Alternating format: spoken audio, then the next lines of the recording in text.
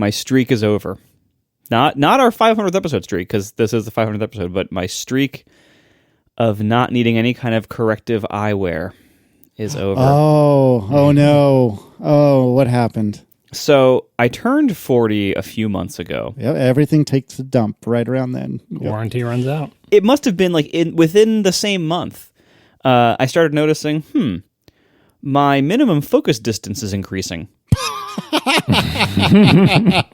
And as that kept getting worse, I'm like, this seems to be happening quickly. Like, I'm suddenly noticing in the last few months, like, I can't focus as close as I used to anymore. And it finally reached the point of, like, my nighttime phone in bed reading distance.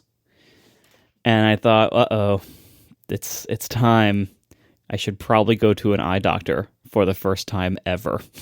Oh, I'm so jealous. That's one of the advantages, I think, of being somebody who has been nearsighted their entire life. My close-up vision is pretty darn good for someone of my advanced age.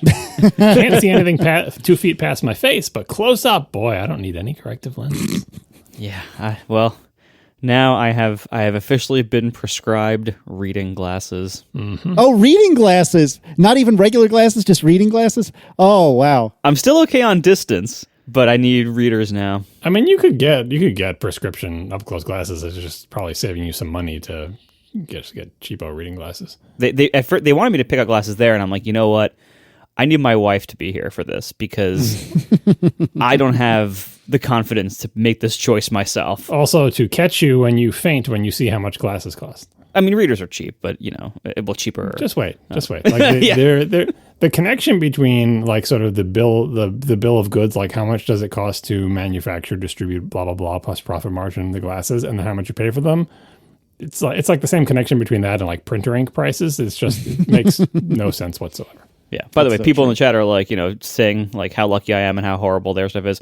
If it makes you feel any better, like I went bald and gray in my early 20s. So, it all balances out in different ways. But anyway, so one interesting part about it, besides the crushing anxiety of getting older and having my body slowly break down and having that be very apparent in a very clear way all of a sudden, is that for the first time ever, I had those eye dilating drops for them to do the exam.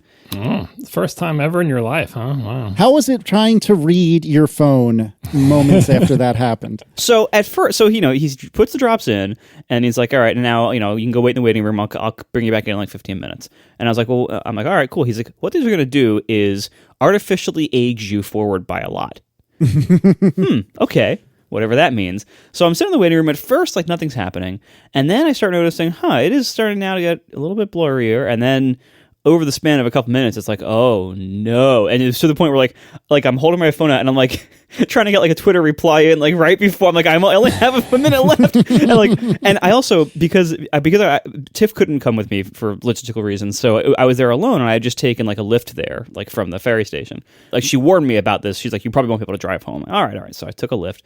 But right before I was about to like lose sight of my phone, I quickly went in and turned on increased contrast and raised the font size all the way up. And I opened up Lyft and kind of preset where I was going. Because I'm like, because I test with VoiceOver, I could use my phone totally blind. But because I don't regularly use it, I'm very slow at it. So I'm like, all right, let me at least like set things up as well as I can to give myself the best chances of success here, and hopefully able to do this. Meanwhile, like the eye doctor office has no reception. Like it's one of those like office buildings that it's old concrete and steel probably, so it has no reception. I'm doing all this like with like the slowest internet connection. My phone's super hot trying to get a signal, and I'm like slowly losing my vision. And it was quite a harrowing experience to be doing this for the very first time at age 40 and like never having experienced it. It was I mean, not to use a terrible pun, it was illuminating. It really was. Because I very much appreciated, first of all, my vision, and I secondly very much appreciated the accessibility features of the iPhone in that moment. I could so quickly just boost stuff up, and it was very apparent to me very quickly how many apps, including sections of my own app, like the Now Playing screen, are terrible with, or just don't adjust at all. Like in my last update to Overcast, when I redid a lot of the list screen stuff, I much better adopted dynamic text. It's still not perfect. I kind of have to wait for my Swift UI rewrite to do a lot of that because I have a lot of really old table view code that just does not resize gracefully. So I did some of it in the last redesign, and I want to do more in like the now playing tree and stuff I'm working on next. But man, so many apps don't even bother. They don't even try. Nope. No, it's terrible. It's funny you bring all this up because I had occasion to remember a blog post I wrote back in 2016 about this exact same thing. I was looking at this just earlier today by pure happenstance, and I have truly terrible eyes. I have this weird thing called keratoconus where it makes my corneas, the front of my eyes, basically pointy. Like you would never know it just by looking at me. Although in extreme cases of keratoconus, it's very visible. But for me, you would never know it by looking at me. But that means I need hard contact lenses in order to like put a more like a rounded front in front of my eye so I can actually see. And with my hard contacts in, I actually see pretty well. Without contact lenses, even with glasses that are as thick as Coke bottles, I can't see garbage. I can see like literally 6 inches in front of my head, and then everything turns extremely blurry extremely quickly. You would think I would hate bokeh based on that, but I'd still like it for some reason. But I wrote a post back in 2016 about exactly this, and coincidentally, the GIF that I put in there was a conversation or a text message between me and Underscore, where I was demonstrating cranking the font size from normal to just ridiculous in order for me to be able to see it. And yeah, it's one of those very striking things where if you're lucky enough to have to be able-bodied and to not have any particular affliction which would require you to use any of the accessibility features, it doesn't seem like it's that big a deal because myopically and selfishly it isn't. And then suddenly, even if you're generally able-bodied, or forgive me if that's not the appropriate term for it, but if you're generally without needing any of these affordances, then suddenly, you get dilating drops or whatever the case may be, and you realize, first of all, thank goodness that Apple's put the work in, and some developers, but not all of them. Thank goodness Apple's put the work in to make this possible, be it because of, dynamic text, be it because of voiceover, what have you. But secondly, how unbelievably lucky are you /me/we/whomever in order to not have to worry about that day to day? And it's really... It's one of those things. It's like, the typical Republican thing of, this doesn't bother me because it doesn't affect me. And then suddenly affects me. And now, we need to change laws because suddenly this affects me.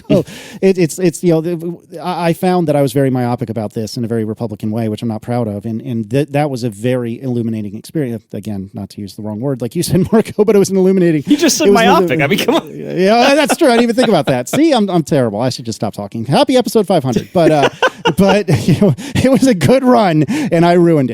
But no, seriously though, it's really it changes your perspective very quickly when you're put in a position, even just temporarily, that these sorts of affordances are absolutely necessary, and it's cool that it's a possibility at all. Yeah, I was very thankful in those moments for both my usual need not for this stuff, but then also that all of this stuff was available to me in the phone I already had, with the software I already had, and I partly because I'm a developer, I know where the settings are. Yeah. But I was able to adjust it in seconds because I didn't have long.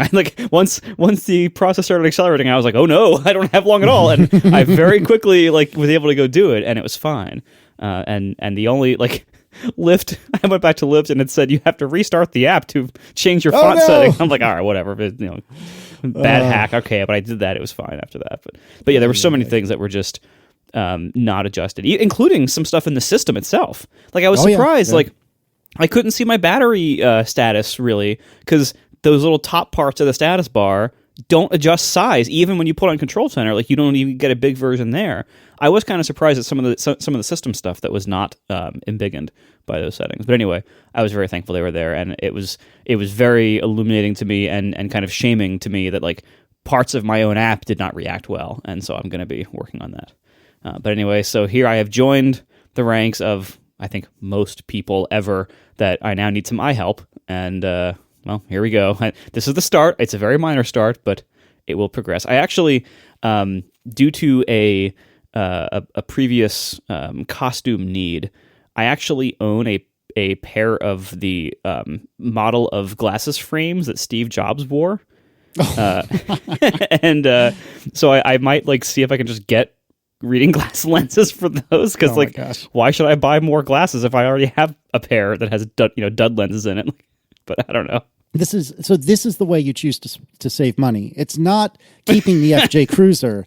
Instead, it's saving on an extra set of frames. Hey, I made a profit on the FJ Cruiser. Oh my gosh. If you wanted to spend some money instead of saving it, now is the time, listeners, to go to stjude.org/ATP, stjude.org/ATP, where you too can help end childhood cancer. Like, for real, you can help do that. That is the thing that you, the listener that I'm talking to right now, you can do it. You can also help prevent forest fires. But anyway, you can go to stjude.org/ATP and you can donate to help end childhood cancer. Here's the thing. Cancer sucks a lot. It double sucks if it's afflicting a kid. So we don't want that to happen. You don't want that to happen. Why don't you go to stjude.org/ATP and throw a couple of dollars their way, or maybe many couples of dollars, hundreds or thousands of couples of dollars their way. If you recall, ATP as a group has donated $21,012 because we're all jerks and we're fighting with each other, although John would argue I'm the biggest jerk of them all. I'll take that as a point of pride, I guess. Anyway. I guess you kind of cheated. I don't know about that anyway. We're not going to open that conversation again. But Guillaume Morin, and I apologize if I've butchered your name, is the current top individual donor, as far as I'm aware, at $7,008. Nice. Thank you very much. You have not reached out to me that I have seen to collect your stickers, if you're even aware that that's a thing. I'm assuming so. So please find a way to reach out to me and let me know. And I'm happy to send you stickers anywhere that the United States Postal Service will deliver to, which is, no joke, many, many, many, many countries. So please reach out.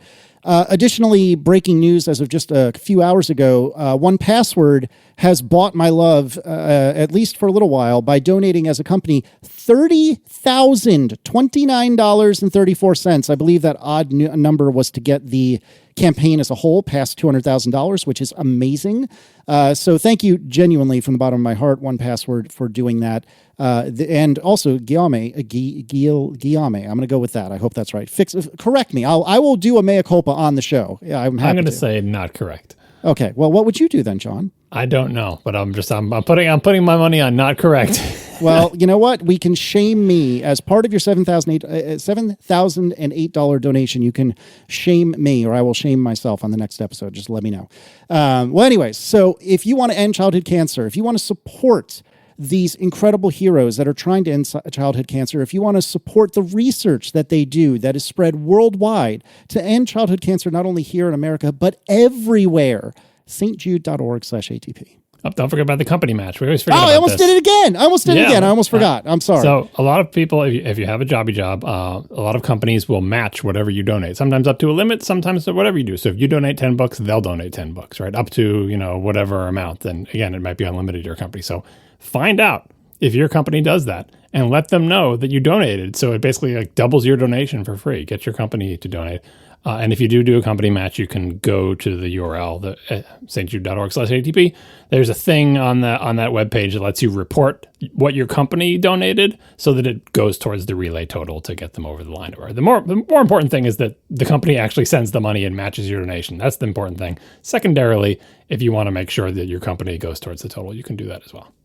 Yeah, and if for some reason it isn't on the /ATP page, which I think it is, but just in case, if you go to stjude.org/relay, then I am 100% sure it's there. So same page. Worst case. No, they're two different pages. We skip past the whole sub fundraiser thing.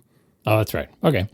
Yeah. So anyway, suffice it to say, please join us in helping Relay to help end childhood cancer. Please and thank you. This will continue throughout the month of September. Please go ahead and check. Oh, and by the way, I almost forgot. This coming Friday, so probably within a day or two, probably one of you listening to this very program, on the 16th of September, from noon One True Time Zone until 8 p.m. One True Time Zone, will be the Relay Podcastathon, where Mike and Steven will, God willing, be together.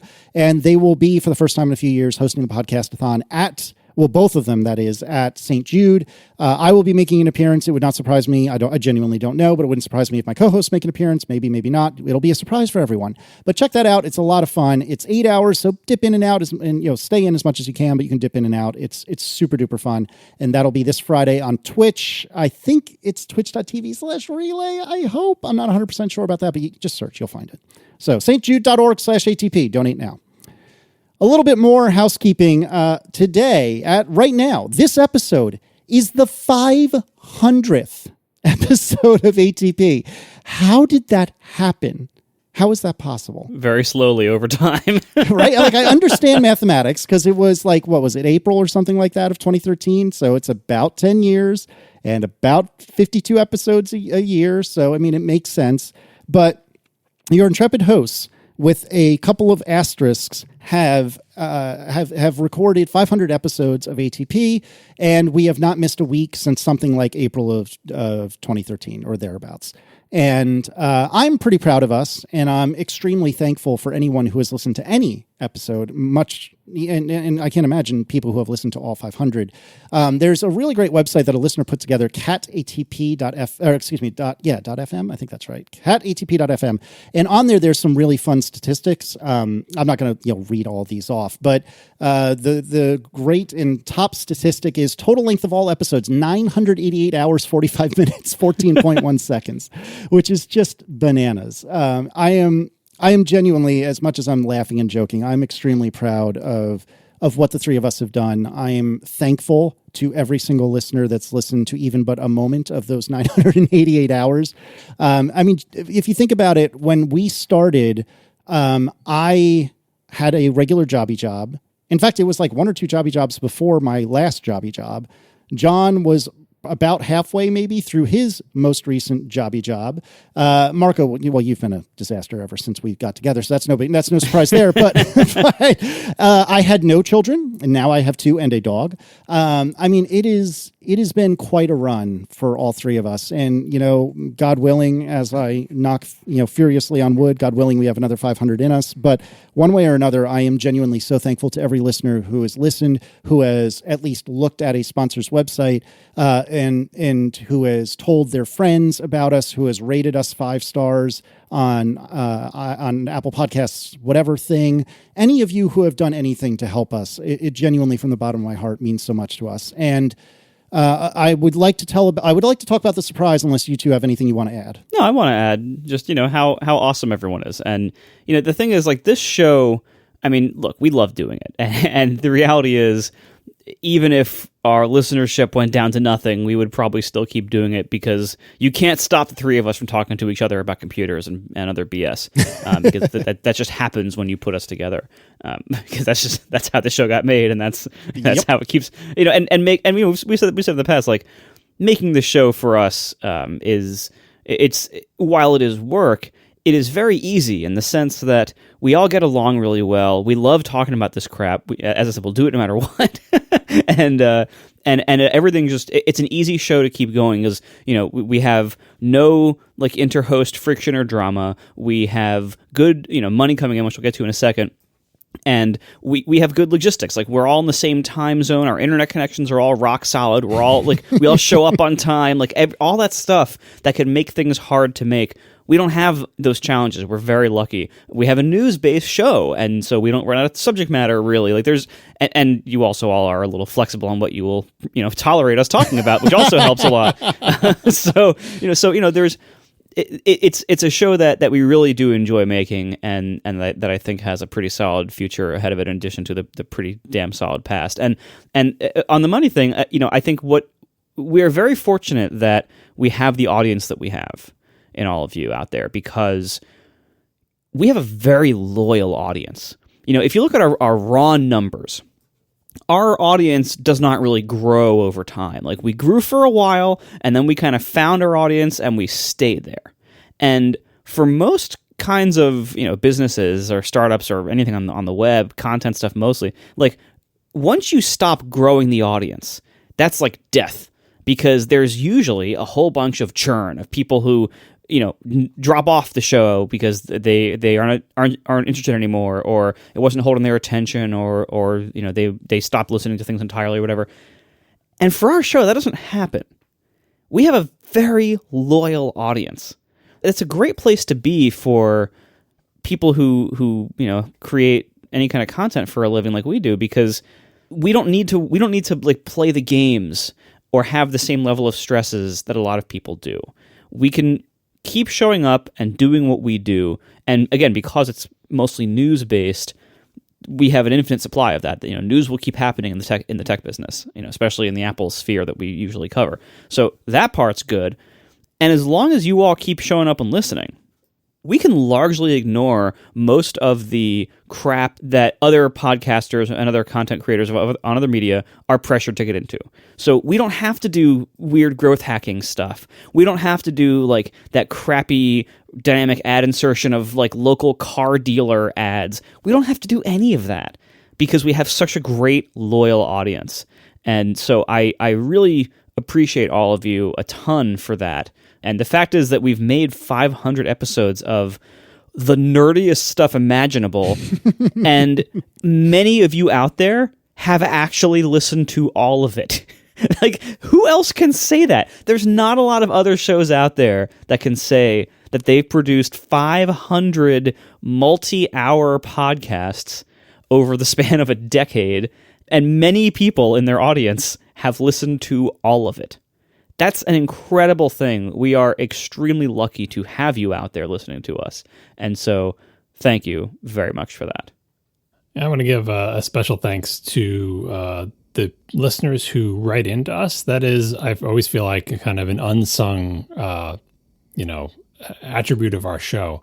Yes, it's news-based, and we talk about news topics, and we talk about whatever weird things we're into or whatever we're buying and we talk about our lives to some degree.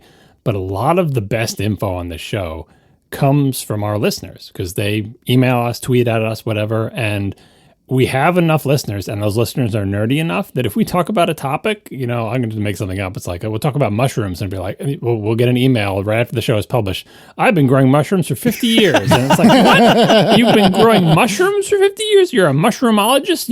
You are the head of the mushroom department at some big university? Like, does one grow mushrooms or raise them or clone them? What is the verb for producing mushrooms? I mean, we just had it recently when we were talking about like audio sync or whatever. It's like, oh, I do this for a living. You sync audio for a living? It's like, yeah, that's yes, a job, I do. Right? Yeah, right. No, it's amazing. Or someone's like, yeah, I did this for a living back when I worked, and now I'm retired. And let me tell you how it was in the old days. Just so many listeners with amazing knowledge, and presumably they're just sitting there listening to episodes for years for that one day when we talk about audio and video sync, and they're like, now's my time to shine, and it's awesome, and we love it. Like they contribute so much, not just to Ask ATP, because we get tons of Ask ATP questions, and I want to apologize for that. Like we do Ask ATP every show. We try to do 3 questions a show if we can. Sometimes we have to skip it due to time constraints. We get hundreds upon hundreds upon hundreds of questions to Ask ATP, and that's awesome. But realize we can't actually answer them all. But same thing with feedback or whatever. There's just our audience has so much knowledge, and they're so specific, such specific knowledge that I love that they will be able to contribute to the show. Right? I used to get that with when I wrote my long form macOS 10 reviews. But like by the time you publish the review, it's too late for that info. But on this show, there's always another episode, and there's always follow up. So I wanted to thank all the listeners for contributing. And if you're out there and you have never written to the show, and you're like an expert on like raising lizards or something, just keep listening. Who knows? Someday We'll get there. We'll be talking about the iguana flag Easter egg on the PowerPC Mac, and it'll be your time to hop in and say, actually, it's not an iguana, and you'll tell us all about it. Yeah, and that's the thing too. Like I can assume from the two of you that you probably had a similar time coming up in the world as I did, in the sense that we were all pretty far nerdier than most of the people around us in our lives. Mm-hmm. Because we all grew up in the early to none days of the internet, and so the internet has made it very easy for people to find other people like them, for good and bad. That wasn't so much the case when we were coming up, and so it was always like we were the nerds, and that at the time that for me at least, felt quite lonely a lot of the times, and still in most of life I am the nerd in the room. But this show brings together all of the nerds in the rooms everywhere. Like all of you out there, there's a pretty good chance you were that nerd in the room, and now you found others. Like you can listen to 500 episodes of us talking to and with and about other people like us, and it's a very nice thing to find. Like in the same way, like I found my fish people when I went to the fish concert, and that's another thing that I never have any support for in the world. This is the kind of thing like nor here for that matter. Nor here, yeah. But like this is the kind of thing like we found our people, and it's one of the great things that the internet makes possible, and we're so lucky to have all of you out there because we can all be the nerd in the room together. I just want to make one more pitch for my spiel that I did on episode 400. We usually don't do much for milestones, but 500 is pretty big. And 400, I did a little thing.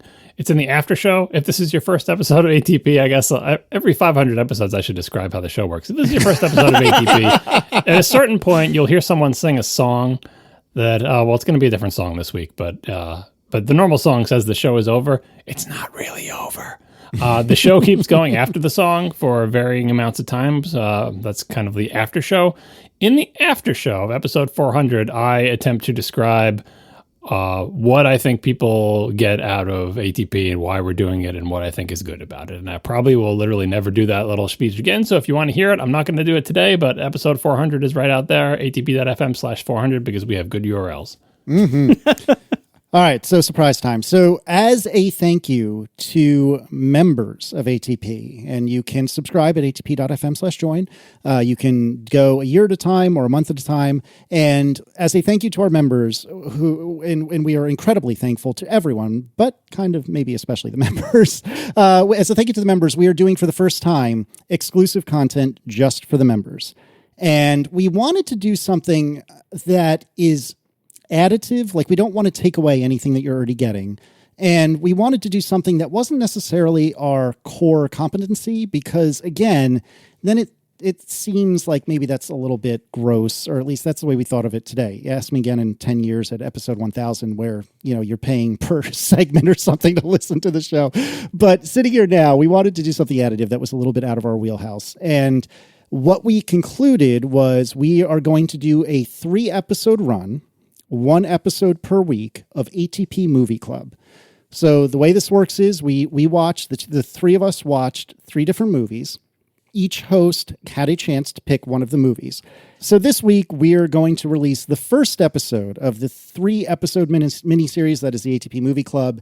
And it is going to be all 3 of us discussing the movie that Marco picked. And Marco, would you like to describe what you did? Since I learned that Casey had not yet seen it, the movie I chose to force him to watch was My Cousin Vinny.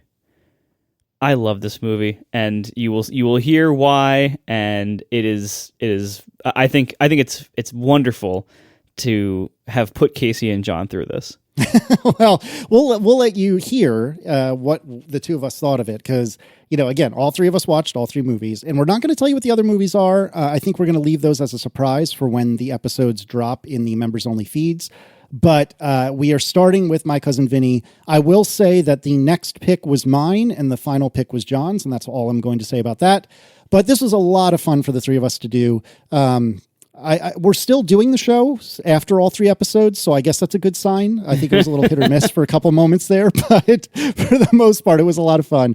So that is as a thank you to members, and you can go to atp.fm/join to get these 3 episodes over the next 3 weeks. As I sit here now, we want to do more exclusive content eventually, but we have no plans at this moment. So this might not happen again till episode 1000. It might not happen for 100 episodes. We honestly don't know. But as a thank you to members, we wanted to do that in recognition of episode 500. So that's what we've done. And again, My Cousin Vinny, as selected by Marco, will be the first episode that will drop at some point this week. Yeah, and, speaking of feedback, as part of what we do in the future depends on how members feel about this. Do you like it? Was it fun? Was it boring? Do you not care about movies? Let us know what you think after all the episodes have aired. Yeah, and for each one, by the way, like when you look at the title in the feed, watch the movie before you listen to it, because there obviously will be spoilers about the movies. So when you see the movie title in there, watch the movie before you listen to it. Yep. Yeah, we don't have any spoiler horn or anything like that. It's basically spoiler city from the second that we start the episode. So be warned. All right. Now we have to get on to the regularly scheduled programming. Thank you for letting us navel gaze for just a moment. Oh, yeah, it's a tech podcast. I have been riveted to figure out what's going on with your polarizer and lens protector, John. Oh, no. It's back, baby. It's back. We didn't get to do this. So when John talked about polarizers in the episode before the Apple event episode, we got so much feedback because half of what he said was wrong, and then we couldn't cover it in last week because it was the event episode and we didn't have time. So we just kept getting more and more feedback. It's all the same stuff. Yeah, everything you said was wrong. Not everything I said was wrong. So here was the misunderstanding that I had. Here was the main thing I was mistaken about, which many people pointed out, of course. I was talking about my polarizer that I stick on the front of my interchangeable lens camera. And it's like a little thing that goes over the lens and you can twist it. And I was surprised that there was no markings on it telling me like how it should be aligned or anything. Because what I had in my head was that you would twist it and there was a position where it was sort of like at maximum effect, and there was another position where it was not doing anything. And that's not true at all, because what I had in my mind was a 2-element system where if anyone has ever taken 2 pairs of polarized sunglasses or 2 polarized pieces of material in like a school laboratory or whatever, if you put them together and you twist them, when they're at 90 degrees to each other, like across, they'll be totally black. And then when you twist them 90 degrees back the other way, they're as transparent as they're going to get. But that's not how a circular polarizer that I bought and put on my camera works. It only has 1 element. It's just a single polarizing thing. And so it's not twisting against any other polarized thing. So there is no position in which it is totally black, for instance, or position in which it is, totally transparent or whatever. Instead, it is just a polarizing filter, and it is going to let through light. The waves are wiggling in one particular direction or whatever. And the way you're supposed to use it is there's a whole bunch of people said, oh, you can look at where the sun is, you can do this, you can do that. But the bottom line is, what light do you not want to get through and what light do you want to get through? Twist, the simple answer is twist the lens until the picture looks the way you want it to look. And that really is it, because it depends on what light you're trying to cancel out. Is it a reflection off a flat, pool of water? Is it a reflection off a curved car bumper? Like, what are you trying to see or not see? So that explains why there are no markings on it, because it is entirely up to you how you want to twist it and how you want it to work. And actually, there is a filter that works the way I was describing. It's called the variable neutral density filter, which actually is, we talked about neutral density filters 2 weeks ago. It's like a way to block light from getting into your camera so you can have a bigger aperture without blowing out the frames in your video or whatever. A variable neutral density filter is so you don't have to keep swapping filters. It's one filter with 2 elements that twist relative to each other, 2 polarized elements that twist relative to each other to become darker or lighter. But anyway, I just have a brain polarizer filter. But that's not the exciting part about this feedback. So yes, thank you to everyone who sent me that feedback. I'll put some links in the show notes of like explanations of this that are more long-winded and more detailed. But one person, Stepan Dolenzal, sent me a link to a Minute Physics video about polarizers, and I was like, oh yeah, well, a million people send stuff. I know Minute Physics. Maybe I've even seen this one. So I started watching it again, and it goes through polarizations. Like, yeah, great. It's got some cool diagrams. But then it gets into a super cool thing that kind of reminds me of, it kind of reminds me of the feeling I used to get when I would tell, this is going to sound nerdy, you tell people about... No. The feeling you get when you tell people about special relativity, it's kind of like... Have you done this a lot? Yeah, this is something that you just do from time to time? When I was a kid, I used to do it, right? So here's the thing. This is the least surprising thing you've ever said. I'll put a link in the show notes about this. This polarizer thing, if you haven't ever seen this before, it will give you a similar feeling learning about special relativity. It's like... special relativity, when you explain it to people, or when you first learn it, in my case, when you're a kid or whatever, like the ideas behind it, you're like, wait a second. Everybody in the world has known, it's not everybody, obviously, but everyone in the world has known that this is true, and no one has told me. And they've known it since like the early 1900s. Like, everyone has known that the speed of light is a constant in any inertial frame of reference, and all the consequences that come from that, and no one just says anything about it. And you tell someone about it when they're an adult, and the consequences of it, and you're like, yeah, things shrink in their direction of motion. You're like, what do you mean things shrink? Like, well, see, the speed of light is a constant. Everything else, including time and space, adjusts to accommodate that. Like, no, that's not how anything works. Like, no, yeah, that's how things work. It's like, no, that's not. Yeah. It's like the nature of reality. So many people fundamental things that people don't know about the nature of reality, mostly because it's not relevant to your daily life. when things are not moving past each other at anything approaching the speed of light, so it's not relevant. But when you learn that about your reality, you're like, it blows your mind, and then you learn, yeah, and scientists have known this for like 100-something years. You're like, what? And no one told me? So here, the polarizer one has something like that. So here's the fun polarizer thing. It's in the video, so I'll put a link in the show notes if you want to watch this YouTube video. It explains it probably better than I'm going to right now. But remember what I said about the polarizing filters, and like you twist it, and it like they only let through light that is going in a particular direction, and they don't let through light that's going in other directions, right? So if you take two polarizing filters and you put, one filter on one end of a tube and one filter on the other end of the tube, right? And you shine light in one end, right? If you twist those two lenses relative to each other, you can adjust how much light is going through, because the first filter will filter out some light, and then you twist the other one. If you twist them at 90 degrees, it in theory blocks all of the light, right? And if you 90 degrees relative to each other, and as you align them to be facing the same direction, they let through as much light as possible, right? So you get these two filters, one on one end, one on the other, and you twist them so they're knocking out some amount of light, right?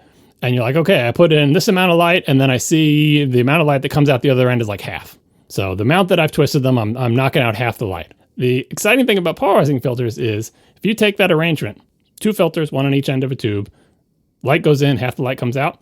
If you put a third filter in the middle of the tube, more light can come out the end than before. What?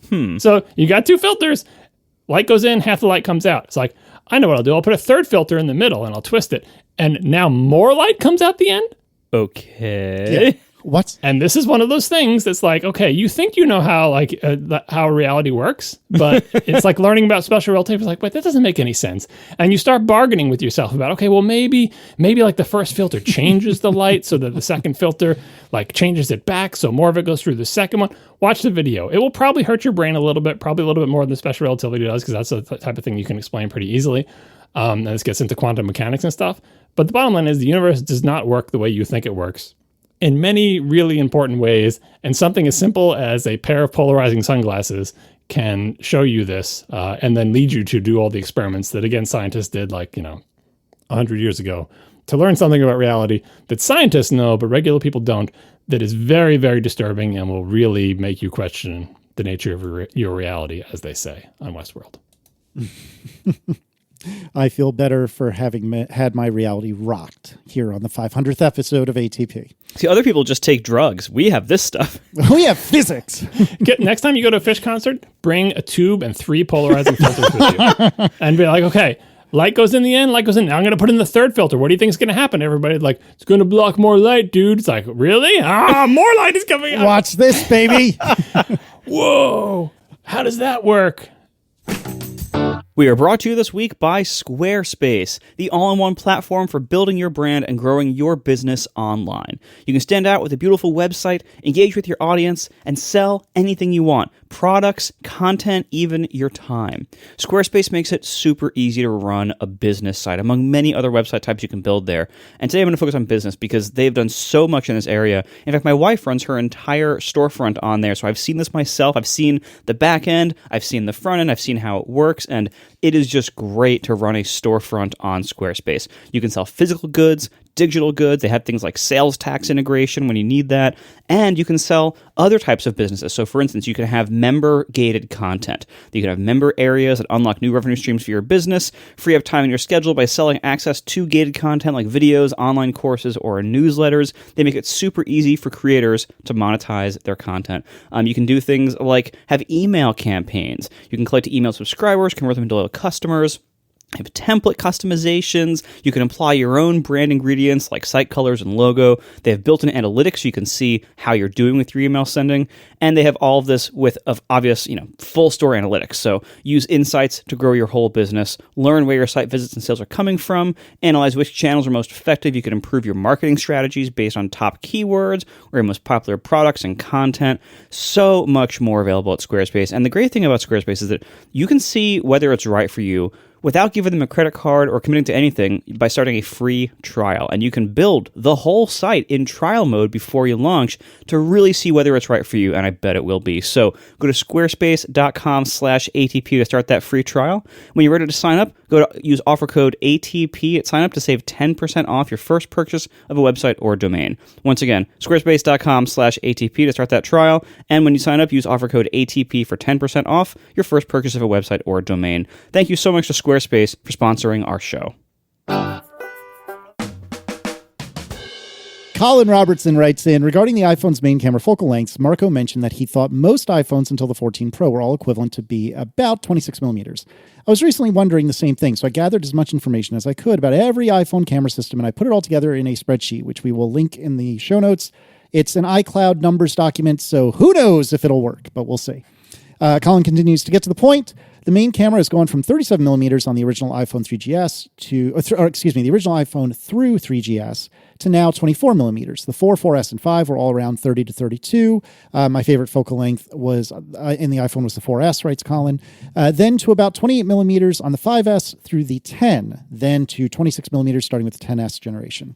Also, John assumed that the 2X mode on the 14 Pro camera is, quote, still going to be better than any 2X camera that Apple has ever shipped, unfortunately. Quote, I didn't believe him because that's a pretty heavy crop. Doing the math on that, the new, substantially larger sensor cropped to the 2X size will take the 9.8 by 7.3 millimeter sensor to 4.9 by 3.65 millimeters, which is still larger than the 4 by 3 telephoto sensors that have been all the iPhone 2X and 3X cameras. Nice. Finally, John should use a lens hood to protect his lenses rather than a clear UV filter. God help me, here we are again. They help reduce flare, which results in washed out, low contrast images, and are better at protecting the front element than a filter. I actually do use a hood on both of my lenses, and I concur with Colin on this one. Yeah, I wanted to throw that in there because of the mention of UV and the hood thing. So yes, I use hoods on all my camera lenses. That's not just for safety, although of course it does provide some safety because if camera goes face down on the ground, it'll hit the hood first and not the lens element. But it prevents glare and everything. It does what the lens hood is supposed to do. But if you're at the beach, one of the things you're trying to protect against is water and grit and sand and who knows what else being thrown by crashing waves into the lens. And in that case, the lens hood is only going to protect it if it comes from the side. But if it comes straight at the lens, that's when you need a clear element in the front. And we mentioned last time that sometimes they call those clear screw-on things that are not polarizing or anything. They're just supposed to be a clear piece of, material. Sometimes they call those UV filters for filtering out ultraviolet light, which used to be much more important on film cameras because film was more sensitive to UV light. But apparently on modern digital cameras, most digital sensors or parts of the imaging system of digital cameras don't pick up UV anyway. There was an article, I think we'll link in the show notes, that has graphs of the various sensors and various cameras showing what wavelengths of light they are sensitive to at all. And a lot of them you see a hard cutoff before you start going into UV. In particular, my camera that I'm using, you don't need a UV filter for it. So they still sell them as UV filters and they still do filter out UV, but depending on your camera, especially if it's a modern digital one, it may not be particularly useful for protecting against UV, but it will protect against very small rocks. I'm very happy to hear the reports of the 2X crop on the iPhone 14 Pro actually having more sensor area to work with than the previous 2X cameras did, and presumably the 3X camera as well. And we'll see. The reviews have all been, pretty minimally discussing the 2X, but so far it seems like they might back this up. So, and I don't actually have a 14 Pro yet. None of us do yet. It's coming in a couple of days, but for next week's show, I hope to have some kind of impression of this because, the 2X camera and the 3X camera have always, as we talked about in the show, been so inferior optically to the 1X camera. And maybe this will help a little bit. The only thing is that it's not exactly a direct comparison because you're getting the reduced color resolution, if that makes sense, because you're taking those quad Bayer pixels and you're going to have the resulting pixels are going to have a different Bayer arrangement than they would have on a sensor dedicated just to that focal length. You're going to have the clusters of 4 of each color together, and you'll be relying on the raw algorithms to demosaic that color wise, I guess, and to interpret what the color should be. And they're going to be lower resolution on that input data because of the clustering of those quad pixels. So It isn't exactly a direct comparison, but in practice, the sensors were so crappy on the 2x and 3x cameras before that this is probably going to be an improvement anyway, just because it is getting larger pixels, even though you have that issue of the reduced color detail.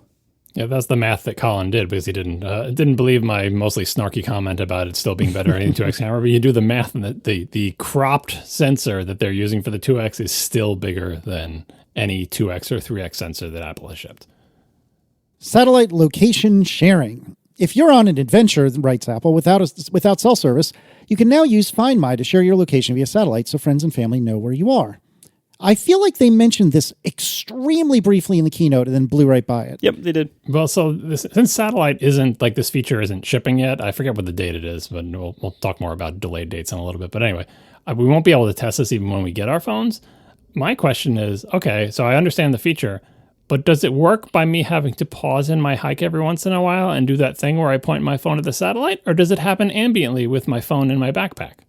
I'm pretty sure you have to send it, because the one thing is, like, so this is, the way the emergency SOS via satellite feature was advertised in the keynote, and everything we know about it so far, it seems like it is, with this exception, only able to be used as like a 911, like to actually get emergency responder help. And so you wouldn't want to use that if it's not really an emergency. Like, if you just want to, send a message to somebody, it would be inappropriate to use that service to do it.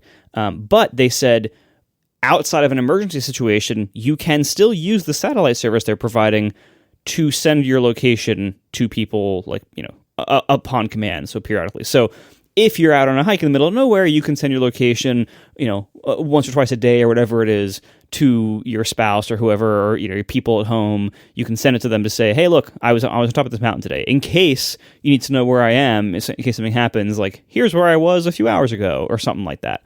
So you can do that. Now, I do wonder, are people going to devise meanings for things? Like, remember, when you were growing up, being the nerd in the room, and you would need your parents to pick you up from somewhere, and you learned about collect calls, and so you'd go to the nearest payphone, and you wouldn't put a quarter in. You'd call collect to your parents, and it would ask you for your name, and you'd be like, "Hey, mom, come pick me up now, bye." And then your mom would get a phone call. "Would you like to accept a collect call from? Hey, mom, come pick me up now, bye."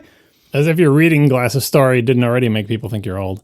No, but none of the kids have any idea what you're talking about. Right. So in the absence of a proper communication channel that you wanted to use, you would fake this kind of sideband capability of this other channel that you could use. Well, I wonder, are you going to devise a system with okay, well, if my location is on the north side of a little tiny hill, it means I want you to deliver me a pizza. If your location is on the east side, it means I just saw a funny looking animal. I wonder. People will do stuff like that. Nobody's going to know what a collect call is. And if I try to explain it now, you're just going to cut it out, aren't you? No, because our listeners, somebody out there was the head engineer who designed collect calls. We'll put a link in the show notes to collect calls. It's not that interesting, except to appreciate modern technology and how lucky you are to never have had to deal with this. And also, I would say the really more visceral part of dealing with collect calls and stuff like that is the idea that as children, we would all just be waiting at the school for our parents to pick us up with no way to communicate with them because we don't have a quarter for the phone. And there's no one home to get our collect call because our parents are at work or on the road or whatever, and we don't know their work number. If they're on the road, we can't call them. And so you just sit there at the school, and it'd just be a bunch of kids sitting out in front of the school just waiting, half an hour. Sometimes you think about, I could probably walk home. How far is it? And you're like, I'd walk along the highway. That seems dangerous. So you just sit there waiting, and you assume your parents are going to come pick you up at some point. That's an experience most kids don't have these days. These days, they want to get picked up. They want to get picked up now. And if you're not there immediately, something is wrong, and they're nagging you by a text or whatever. We just had to sit at the school and wait and assume someone would come and get us. If you're not there immediately, they'll just summon their own Lyft from their phone. Right. Charge it to your credit card or well done. Use their Apple Pay cash. We are sponsored this week by Hover, a great place to buy domain names. Whenever I start a new project, whether it's a new business idea or maybe just a new little library project I'm making or a tool project, any kind of new project I'm starting, first thing I do is I need a domain name. I need a good name for it, and Hover is where I go because they have an amazing search and they are an amazing place to register and manage domain names. They are a jumping off point for a ton of entrepreneurs, and they want you to start your next business or project with a domain name. They have over 300 domain name extensions to choose from at Hover when you are building your brand online. So no matter what you want to build, there's a domain name waiting for it. You'll find excellent technical support available if you have any questions along the way. And their support team is not trying to upsell you on random other services. They only work hard to help you get online. I've personally used their support a couple times, and it's been great every time. They also offer really respectful, useful features like free Whois privacy protection. And their UI is super clean and easy. It isn't like, trying to upsell you on a bunch of other stuff or anything. It isn't full of garbage. It's nicely designed, and it's respectful, and it's highly functional. So you can get in there and get what you need to get done and get out and move on with your life. That's what I look for in a domain registrar, and that's what Hover gives me. They also have monthly sales on popular TLDs. So, of course, Hover is a popular choice for people starting all kinds of businesses. Again, I personally use Hover for most of my domains now and all the new ones I've been buying through there because it's just a great registrar. It's everything I need in a registrar and nothing I don't. It's super clean, super easy to use, very respectful of my time and my needs, and their search is the best I've used by far. So get your next domain name and many more at Hover. Go to hover.com/ATP. You can get a 10% discount with that referral link on all new purchases. Once again, hover.com/ATP. Make a name for yourself with Hover. All right, moving right along, Apple Watch S8 chip. This is the chip in the brand new Apple Watch. Apparently, it's basically the same as the S6 and the S7. Cool. That would explain why they didn't really talk about it. The Apple Watch, they haven't really upgraded the internals at all in the processing area, and so they're doing it in other ways. Now, there was some speculation about this possibly being related to the manufacturing process they're using. These are all still apparently 7-nanometer chips by some people's figuring, and so maybe they're waiting for yields and stuff on 3-nanometer to be able to jump to that for next year's models. Maybe it's not worth the cost to use those super advanced process nodes because maybe in the case of the watch, maybe the processor is not a major consumer of power. Maybe it's much more about the radios and the screen. Who knows? But and certainly the exercise sensor, the LEDs that measure all the heart rate and all that stuff. Those are all pretty big power consumers. So maybe it doesn't matter as much for the watch. I do think that this is an area where keep in mind that the watch is one of Apple's least expensive products that has the custom silicon chips in it. So cost is a major factor there. And we also have to keep in mind that yields on these chips and on the new processes are constrained in some way. And I think, this is one thing that I think has been under-discussed about the iPhone 14 versus 14 Pro, with the 14 keeping last year's chip instead of getting the new chip. I think that might have something to do with process yields. And certainly, if it doesn't have to do with it this year, it might have to do with it next year if they jump to 3-nanometer for the A17, right? And then they had the A16 for the mainstream phone. We have to keep in mind that when Apple's scale is immense, and especially with their headlining product of the iPhone, they have to make so many of the damn things that supply becomes a really strong constraint in a lot of these areas. And so, when they have to make decisions like, do we put the A16 in the iPhone 14 or just the 14 Pro? One of the things that has to go into that is, can we make enough of them to put them in all of our phones from this model year, and then to keep putting them into next year and the year after that as the mainstream phone becomes like the cheaper one? Do we have enough for that?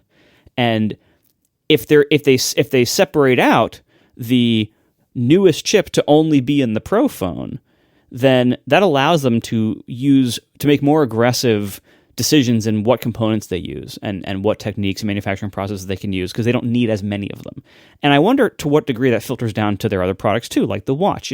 The watch, as I mentioned, it's a very inexpensive product, so it can afford super expensive components compared to the other ones, and it's something where the processor does seem to matter a lot less. Even if my hypothesis is wrong that it's not a massive power consumer, you can at least look and say, well, look, they just released the same processor 3 years in a row for the watch, and no one seems to care. So obviously it's not that important to the market, So either way, like I think those angles of yields and availability of new components for their volume, I think we often don't think of that as a possible justification for some of the choices they make. But in this case, I think that's very likely to have played a role, especially given the weird situation we have with COVID and supply chain and chips and everything else. So that might have played a role here of why they just sat on this for a while. They're also now probably achieving some pretty great efficiencies in the sense that they are using what seem to be the same CPU cores in the entire current Apple Watch lineup. From the SE all the way to the Ultra, they are apparently using the same cores. Not the same overall chip package, but the same cores, it seems. And so that has to play some role. Plus, those same cores are going into, I believe, the HomePod Mini has those already. And I think the rumor is that the next HomePod will have the same ones. So, like the next big HomePod will have the same ones. So, they're achieving a lot of efficiencies here, and there's probably good reasons for that. I'm still excited to get my new watch. And apparently you have some things to talk about in this department, which we'll get to in a little bit. Apple has delayed iCloud shared photo library for iOS 16. This is a bummer, but I much prefer them taking a pause to make sure it is absolutely rock solid rather than saying, YOLO, we'll ship it and see what happens. So I am begrudgingly behind this decision if they feel like it's necessary. There's a bunch of features that are delayed. I mean, this is the new way Apple works, is they announce a bunch of features for their new OS, and then when the new OS ships, some of those features aren't going to make it. Usually they're getting better about knowing which those are. So when they give the presentation, here's iOS 16, and they tell you about the features, and one or two of them will say, and coming later this fall. Like, they don't all make launch, right? Sometimes we just forget about them. They're delayed so long. I can't even remember what those features are, but occasionally there's been a feature that hasn't come out for like 6 months, 8 months. That's a bummer when that happens.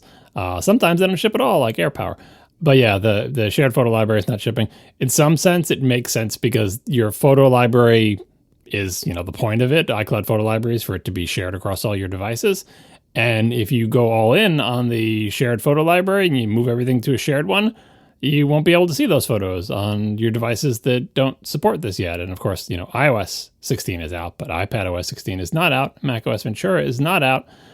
So it would be weird to have it only on your phone to move everything into a shared library and then just have your pictures disappear from your Mac and your iPad. So they still have to deal with that situation. Obviously, they're going to probably have some big screen that says, hey, by doing this, we noticed that you are signed into a bunch of devices that are not running Ventura, that are not running iPadOS 16.1. And so just so you know, any picture you put into the shared library is not going to be visible on those devices anymore. If you're fine with that, go ahead. They still have to put all that logic in. This doesn't really solve any compatibility or messaging problems for them, but I would rather have it bake a little bit longer if that's what they need. Even if they're just doing it for there's no rush and the maximum benefit of the feature will come out when all the OSs come out.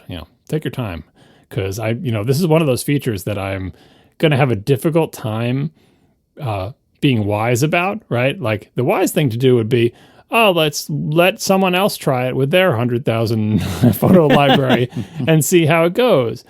But I've waited so long to this feature. I want to use it like day one.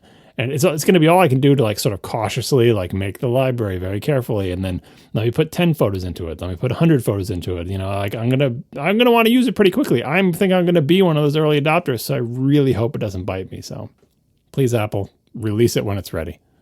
We had a really good tweet from Dan Engler, who writes, "Motion to call the wobbly animated successor to the Notch the Splotch," which is very, very good. Motion approved. Not a name that you would think Apple is going to choose. But I thought it was clever. There's lots of other funny names that get thrown in there, but I feel like after a week or two of the dynamic island floating around, I think there's a possibility that within the Apple nerd circle, the island might end up having some staying power, because Dynamic Island, Lost. It's just Dynamic Island is just too many syllables. Yeah, everyone's going to put it in their reviews because you have to, because it's a branded feature. Capital D, capital I, Dynamic Island. There's probably a TM after it. Who knows? But when talking about it, well, here's two things. One, you have to call it something, right? Like the developer API, as I think Steve Troughton-Smith pointed out, or maybe it was Guy Rambo. It's called Dynamic Island in the API. right? For the live activities or whatever. Like they have to call it something. Like for example, APIs related to the dock on the Mac. They have dock in the name because what the hell? You have to give it a name, right? It's one of the hard problems in computer science. What do I call the dock APIs? They got to have dock in the name. What are the APIs related to providing views that are going to, compose themselves into the dynamic island? Dynamic island is right there in the API name. So developers, at least, are going to have to keep seeing and auto-completing that long name. And so that will cement it into their minds. But then when you're writing help text or when you're communicating with users or when you're doing anything related to that, you have to communicate to people who use your application. What is that? The splotch. Like you have to call it something. I don't think you're going to want to call it the dynamic island because no one knows what that is, but I think island might catch on as the I said on the last show, there's nothing in the computer user interface that has used the name island before. We used palette, dock, bar, toolbar, all sorts of words for interface elements, obviously window, all that other stuff, right? But island has not been one of them. And I think Apple may be able to make island happen as a thing specifically for this blob on this particular phone. If this feature is copied by other phone makers, because it's pretty easy to copy, they already have a whole bunch of displays everywhere. It's just no one has done this exact thing in terms of making it, look like the interface element is growing and shrinking and all that other stuff.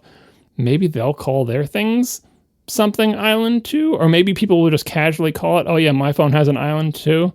Kind of like hole punch camera, which is a generic term for a, somewhere in a screen where there's pixels all around it that light up, but there's no pixels light up here because something, has to see through there or whatever. So we'll see.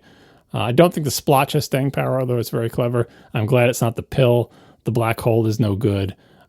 Dynamic island is silly, but maybe island, maybe that'll work. Oh, we did learn from the review on The Verge today of the iPhone 14 Pro, we learned a little bit about what that display engine on the A16 is doing. When they mentioned in the keynote that it was somehow involved in special anti-aliasing for the dynamic island. And we were kind of wondering what that meant. And so what The Verge said was that apparently the dynamic island itself, like as it's being rendered, the edges of it use sub-pixel anti-aliasing, and nowhere else in iOS uses this. And this is something that, this was first done, I think, in Windows. I believe it was called ClearType. Was what it was called? Where the idea of using the RGB sub-pixels individually to kind of represent like the anti-aliasing blur on an edge of something to make things look even sharper than they otherwise would have with just using whole pixels. It's a great technique. And macOS supported this for a while with that weird preference that seemed to do the opposite of what it said it was doing, that weird checkbox. And I think they dropped that a while back, but iOS has never done it. And it kind of makes sense if you think about, sub-pixel anti-aliasing requires you to know the arrangement of the sub-pixels when you're rendering something. And on iOS, you support screen rotation. And therefore, if you supported sub-pixel AA in iOS, every time the screen rotated, you would have to re-render anything that was sub-pixel anti-aliased. And there's also a whole bunch of other things that make it challenging with things like capturing shots of things for animations. And there's a whole bunch of challenging problems and kind of gotchas using subpixel anti-aliasing. Compositing in particular. Like that's one of the main reasons that Apple dropped it, even before they went Retina, because arguably you could say, well, you don't need it in Retina because the pixels themselves are small enough. But even before Retina, it made sense to drop because when you composite with the subpixels, when you do subpixel anti-aliasing, you may just light up one of the, in the Mac's case, one of the three subpixels. So maybe it's just the red subpixel.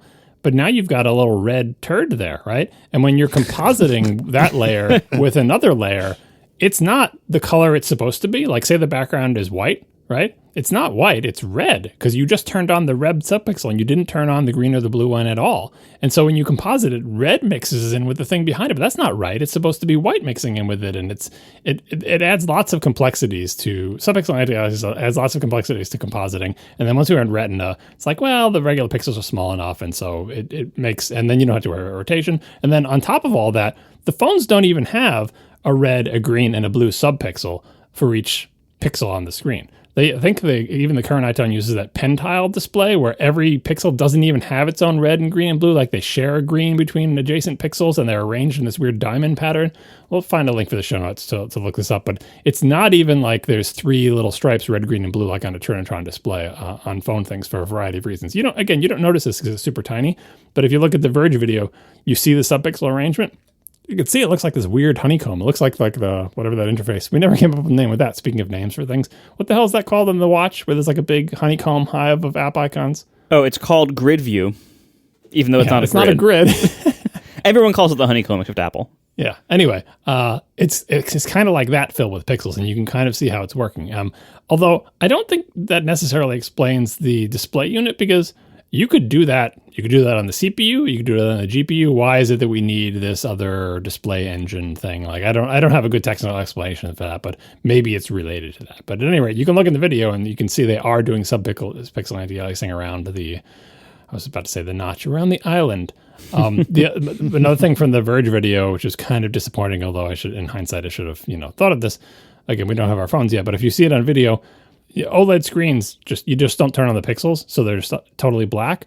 But the reflectivity, like how much light bounces off a screen pixel that's not on, and how much light bounces off the actual hole that leads to the camera, is different. And so in sunlight, even though the dynamic island is doing its thing, you can see within the totally blacked out area the slightly differently black area that is the Face ID thing, that is the front-facing camera. So it kind of ruins the illusion. Indoors, you can't see it, but outdoors in sunlight, you can see that there is a slightly differently black thing inside the larger splotch.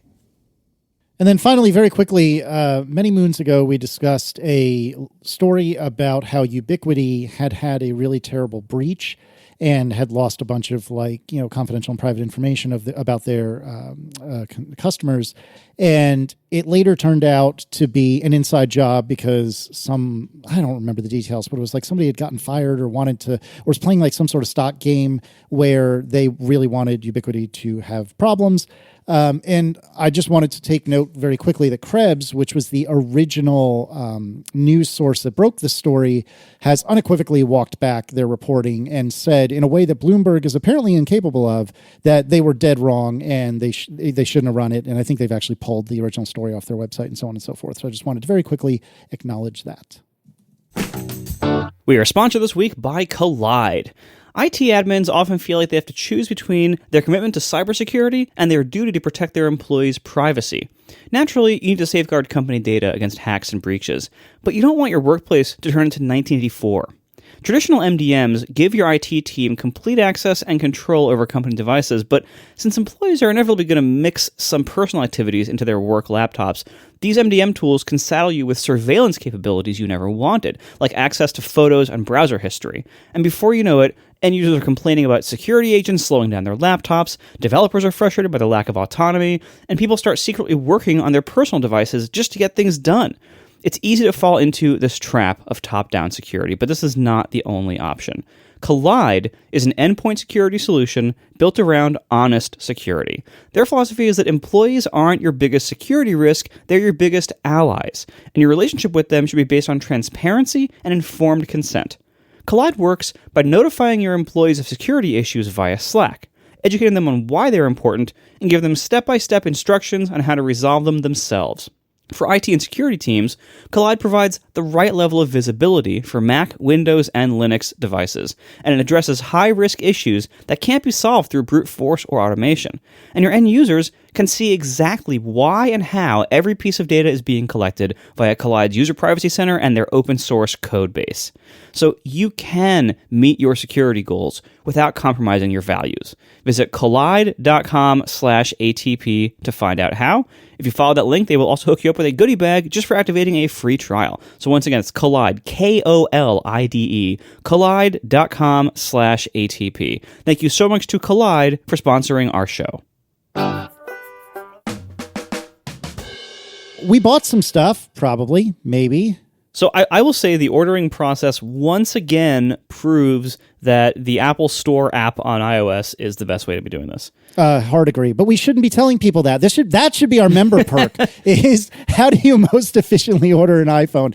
But yes, the answer is the Apple Store app. So I was very pleasantly surprised that in past years, and I'm not part of the iPhone upgrade program, but in past years, even those of us who were not in the upgrade program, we had the option to like bookmark or favorite whatever we wanted to buy before like buying time. So you could go like the day before and like set everything up and configure it and like favorite it. And then at buying time, you'd just go like, go into your favorites. And then you jump right there and you'd save a few steps, but you still have to go through a lot. This year we got what I've heard the upgrade program people have gotten before, which is this year you could go through almost the entire process ahead of time. Anybody could, upgrade program or not. And you could go through everything, like, are you trading in a phone? Are you replacing this phone on your AT&T account or whatever? Like, everything. Go through the entire thing. Even put in whether you're using Apple Pay or not. Like, put in everything and have that ready to go. And then as soon as opening time happened, you could, like, tap, like, 2 buttons and it was done. And that I was very happy to see that. It worked perfectly for me. It was weird how they chose who to let in. I was pleased to see that it like auto refreshed the page, so you didn't have to keep force quitting the app. I did anyway. Oh, is that right? I did not know that. Yeah, like I had it open in my web browser too, and like it auto refreshed. I was very happy to see that. This is one of the few times that I actually endorsed force quitting, because in years past that hasn't been true. And even because what you're basically you're on like a waiting screen and you're like, okay, but do I just sit here and stare at the screen and it will eventually let me in? And one way to sort of avoid having to wonder that is just kill the app and then relaunch it, because when it relaunches, you see a little spinner and it tries. And if you get the waiting screen, it can, so anyway, I heard lots of people say, oh, it auto refreshes. You don't have to do that. But I don't think anybody knows what the auto refresh interval is. And if the interval is less than you can furiously force quit and relaunch the app, you still might get in slightly faster by force quitting and relaunching the app. But it's probably better to not do that and just sit there and wait patiently. I was also pleased to see that nothing was really backordered or out of stock or like having dates slip for quite a while. If you wanted something on day one, unless you were going for things that I wasn't seeing, you could get it very easily. And in fact, that applied for me not only to the phones, which I ordered first, but I thought for sure the AirPod Pros would be instantly backordered. And not only were they not instantly backordered, they weren't even backordered like halfway through the day. Like I went back at like noon, and it was still day one delivery with custom engraving. So that I was very pleased to see. It seems like, if I had to guess, it seems like the AirPod Pros have been done and ready for a while, and they were maybe just holding it for the phone event. But they seem to have plenty of stock of those. So that was very nice to see. So overall, that was very positive for me as an experience, and possibly the smoothest mad rush iPhone buying experience I've had yet. My experience was less easy. I think ultimately, let me just start by saying, before I get a bunch of emails, I think a lot of this might have been user error, but I have 3 phones coming to me on Friday, as it turns out, because I made mistakes. So I had done the pre-registration or whatever they called it. I forget what they called it, but I'd done the pre-registration to get everything squared away, just like Marco was talking about. I really liked that. It was really good. For the first time, I wanted to go ahead and do store pickup. And the reason I wanted to do that was because I live near-ish a major corporate white collar office area. Don't be creepy. And that's all of America, Casey. Well, fair. It doesn't narrow it down at all. Well, but I'm near enough that I think the UPS truck that covers this major office area also covers me. So I think this is based on no facts at all, but I think what happens is the UPS truck goes and does all the businesses during business hours. And then once that's all taken care of, I guess we can go and, take care of all the individual homes and whatnot that are nearby. Mm-hmm. So my deliveries from UPS are always 5, 6, 7, 9, in the evening. So I thought, I'm going to try it. I want to do in-store pickup. I squared away just my phone. I got it all ready to rock. And I go bloop, bloop, bloop, bloop, bloop. I would in-store pickup. I'll do whatever time. I don't care. Earliest I can. Go, go, go, go, go. And there was an issue on the Apple Pay screen, where you would normally see the check mark with the blue circle around it, the blue check mark with the blue circle. I saw a blue circle with an exclamation point. In typical Apple fashion, that tells me Nothing. What's wrong? Is my payment bad? Is my pickup time bad? Who knows? It doesn't matter. All we know is it didn't work. And I'm like frantically just freaking out, trying to figure out what am I supposed to do to fix this problem? You haven't told me what the problem is. You've just said, nope. It's like radar in Apple Store form. But anyways, I go back through, if I recall correctly, went through on Apple Pay the second time. And it was after I hit the, double tapped the lock button or whatever you want to call it, that I realized, oh, this says delivery on it. So then I figured, all right, well, selfishly, I'm covered. It'll come on Friday. I'll be fine. At this point, I got to take care of Aaron's phone, which admittedly I should have done already. I take the fall on that. I had a bad husband morning that morning, but I should take care of Aaron's phone and screw it. I'll see if I can just do mine at the same time. So now that I have a little bit of a parachute and that I already have a like $1,400 order coming my way, I decide, okay, I'm going to go and take my time. I'm going to go through it. And I think I had originally had an order time like 8:15 at the Apple Store. Now my order time has dropped, oh, woe is me, to like 8:45. But then I was able to send through both phones for in-store pickup, and I think all is well. At this point, I don't want to mess with the system because I'm scared I'm going to screw something up. So I don't want to cancel it at all for at least the first 24 hours. And I don't think they let you anyway. This is like a don't touch anything situation. It's like, all right, I got the orders in. Even if it's not quite, I might have to like adjust it tomorrow, but just don't touch it. Exactly. I had looked on like Saturday, and I think I'd looked on Sunday, and I'd looked on both the app and on the website, and nowhere could I find a cancel button for the individual iPhone order, the one that's shipped. So I think it was Monday morning. I finally go on, do a little Apple chat, and the person basically said in so many words, it's already shipped, tough noogies. So my first phone is sitting in Louisville and should be here at some point Friday. And then hypothetically, if you're in the Richmond area and want to run into me, you can find me at the Apple Store at 8:45 in the morning or thereabouts this coming Friday. So I will need to return the phone that I bought. So, man, it was a journey, y'all. It was a journey. But hopefully in a couple of days, I will be squared away. John, what did you do? Speaking of Apple Pay stuff and the little blue exclamation point thing, like last week, I had a thing, I was buying something, I think it was on Etsy. I think I was buying something for my daughter. And I tried to check out with Apple Pay, as I usually do, and it was like, oh, your shipping address is invalid. And just to be clear, my shipping address hasn't changed in more than 20 years. Like, it's not a thing that I update. I was like, what do you mean it's not? And then, like, it gave me, it was some way where I could choose one of these addresses. And they were all the same address. It was like 123 Main Street. Maybe one of them, I think one of them said US, the other one said United States. Maybe one of them said street, one of them said ST instead of STREET. Maybe one of them had the zip +4. Maybe one had the plain zip, but they were all the same address. But more importantly, I haven't changed my address. I haven't modified my contact card. I haven't done anything. Like, what do you mean invalid address? And I just couldn't buy that thing from Etsy. Like, I couldn't, no matter which address I picked, it would be like, sorry, that's an invalid address. And this is Apple Pay. Like, the Apple Pay sheet is telling me this, not Etsy.com. The Apple Pay thing that comes up on my phone, like the UI element, not from the web page, but from the OS, was telling me, yeah, no, you don't have a valid address. Enter a valid address or I can't do it. I'm like, so I just pay with credit card, like, non-Apple credit card to do that thing. And I didn't think much of it. I'm like, well, maybe Etsy's messed up. Who knows? But I was brought back to that when I tried to take my nicely prepared order. I did this whole order prep thing in the app or whatever and tried to buy it. And it's like, oh, please pick a valid shipping address. I'm like, oh, no. Like, because you don't want to see that on the morning when you had everything all prepared. And I think the store opened up for me at like 8:05 or 8:06 or something like that. But this time when it said pick a valid address, I just picked the top address on the duplicate list of my same address, and it went through. I don't know what its problem is, but it's kind of wigging me out, Apple Pay stuff. And of course, you want to pay with your app. You want to make sure you're paying with your Apple Card and Apple Pay to get the whatever % back that you get on the thing. But Apple Pay, what's your deal? Like, my address has not changed. It's perfectly valid. There's nothing weird about it. I got so inside my head about, like, does it care about U.S. versus United States? And like, if you go to the country list and a contact card, United States is how it's spelled out. But like, why did the other one say U.S.?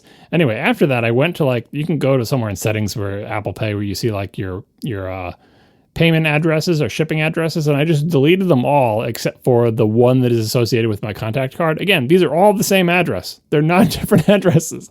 I deleted them all. This is after doing my iPhone order and everything.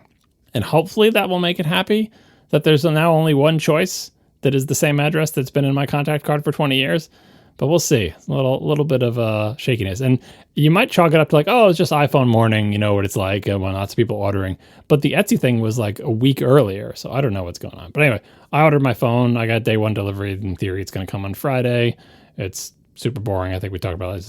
It's 256 gig black. I did the thing that I talked about last week where you look at your storage size or whatever, and I got a 256 gig phone last time, and I'm using about half the storage, so I feel comfortable getting another one. I did double check on my wife's phone because, you know, my plan is to move all of our photos from her, you know, family photo library into a shared family photo library, so suddenly I will have way more photos on my phone. Obviously, I'm not going to download them all or do the optimized storage thing or whatever, but I wanted to see on her phone, does having the full library, because she's got all of them right now, right? Does having the full library impact your storage? And she was also using about half of her 256. So I felt somewhat comfortable that I'll be able to fit within 256. I'll let you know if I regret that decision later. But yeah, it's black. And I had to deal with the case situation. Last year, I bought the Apple, not last year, last time I got a phone for the 12 Pro, I bought the Apple silicone case.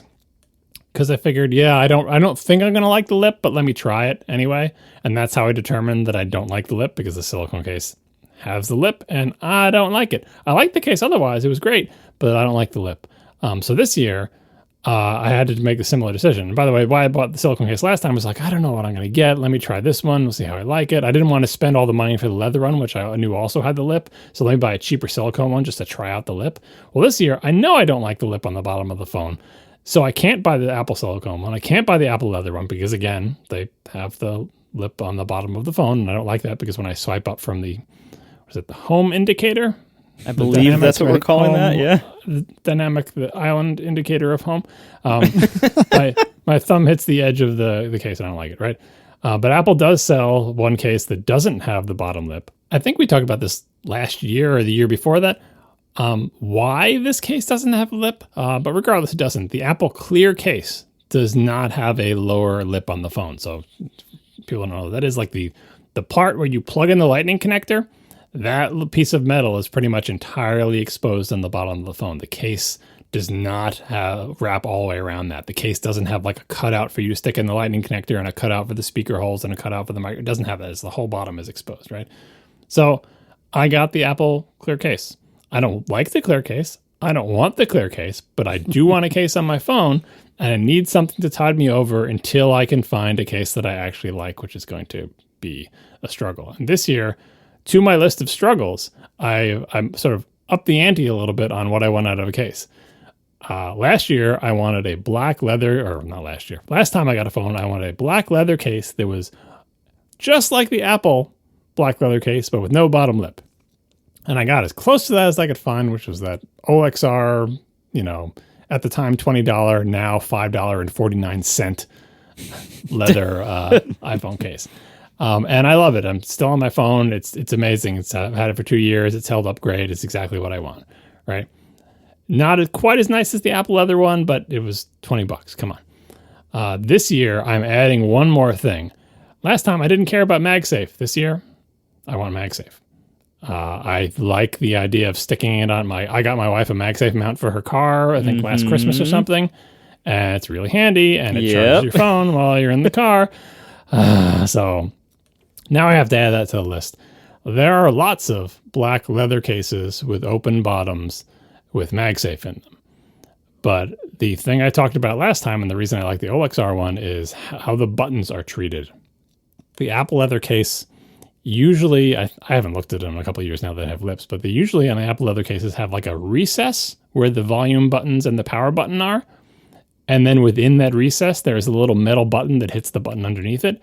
And the recess is important because it allows the buttons to be, thick, like a little piece of metal poking out, but not extend that far outside the phone because they are thick and they stand proud of the recess. It's not like the case has flat sides and then on top of the flat side there is a 2mm button sticking out. There's like a 1mm indentation and a 2mm button inside the indentation, so it only sticks out 1mm, if that's making sense.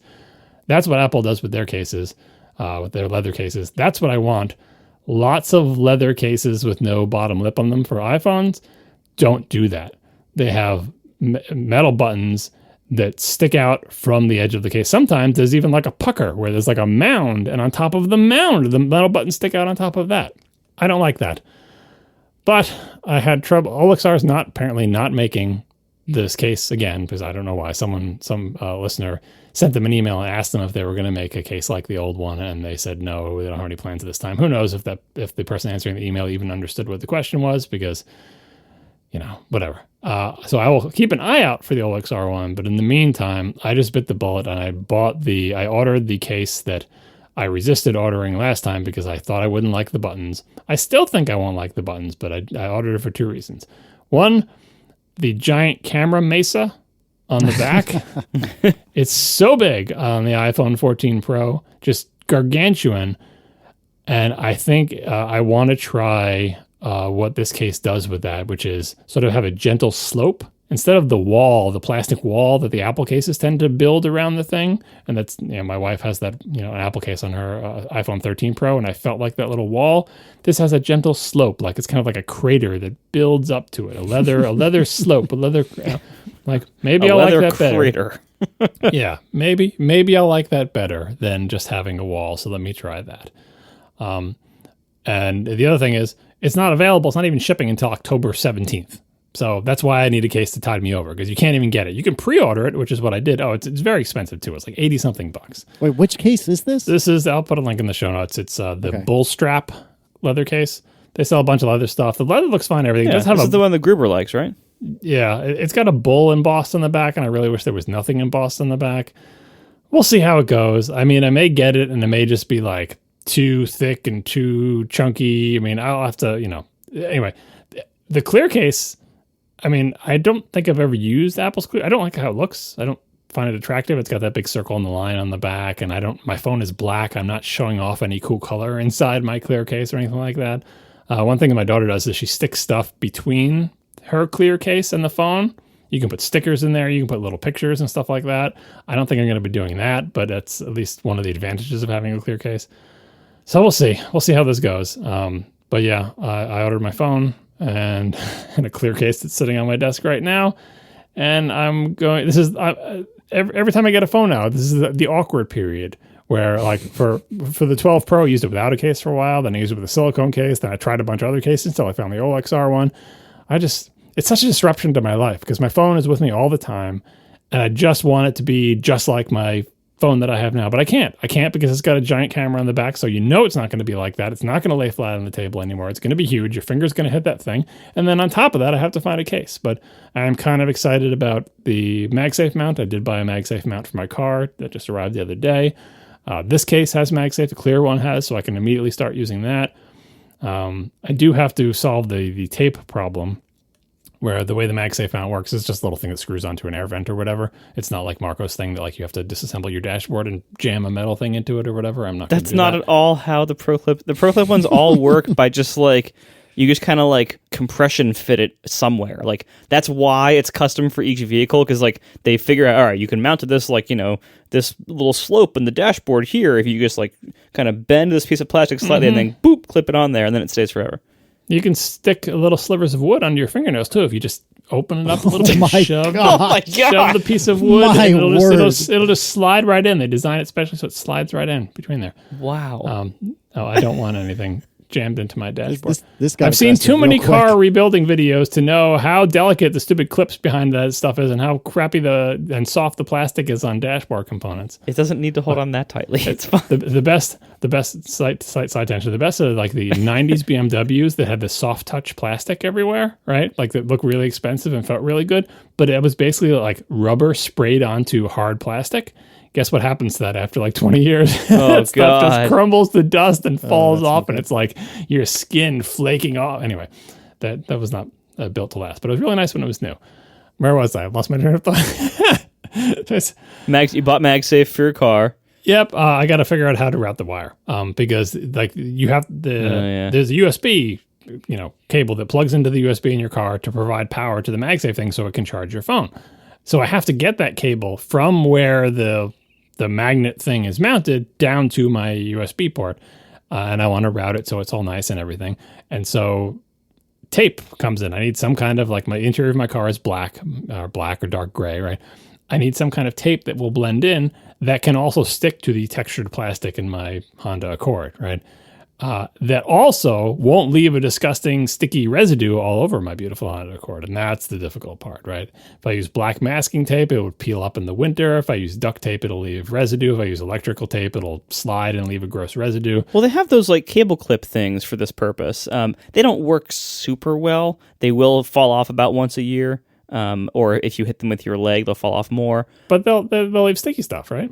It depends on which ones you get. This is a problem that I have not found a good solution for. My current solution in the Tesla is just to, like, there's like certain ridges that you can kind of friction push the cable and it will kind of stay there. And then I kind of route it like under the little center console thing. So like my solution is mostly just like kind of rest the cable in natural grooves in the dash design until I can get it out of sight somewhere. And that works okay. It's not a great solution, but it does work okay. What I use in my wife's car when I did it for her setup is I used gaff tape, which I felt like was splitting the difference between like duct tape, masking tape, and electrical tape, because it's black. It has pretty good sticking to it, but it doesn't leave as much residue as duct tape or electrical tape. But it does, like, the problem is it's black on the top, but the adhesive on the back is white. And as like the cable moves around, it tends to like splooge out some of the adhesive. So it's like a nice black tape with little bits of white stuff sticking out of the end.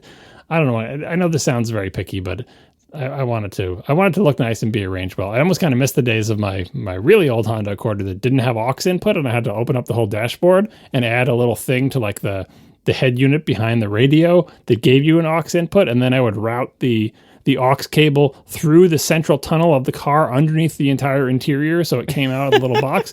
No visible cables. It was all, of course, you had to disassemble your whole dashboard and center console to get this done. But once you did, the cable wasn't visible except for where it came out. And so I've got to work on that solution. But other than that, someone in the chat room suggested nanotape. But there's also like those command strip things where they don't leave residue if you pull them off the right way with the little stick. Those. Yeah, they're great. They're called command strips. Yeah, yep. They come in all shapes and sizes. But maybe I'll use something like that with like a piece of tape over that, and so that's the thing that sticks to the car, and then the tape would stick to the command strip. I don't know. I'll work on it. But yeah, that's all I ordered. My wife ordered her watch. No real issues ordering that. It's basically just an identical replacement to her Series 7, but she uses her watch a lot, and just for getting the fresh battery loan. Plus, we're going to rotate her old watch down to the children in the family, so it's all good here. Oh, I should be more specific. So I got a 512 iPhone in iPhone 14 Pro in black. Did you look at your storage before you bought that 512? I did.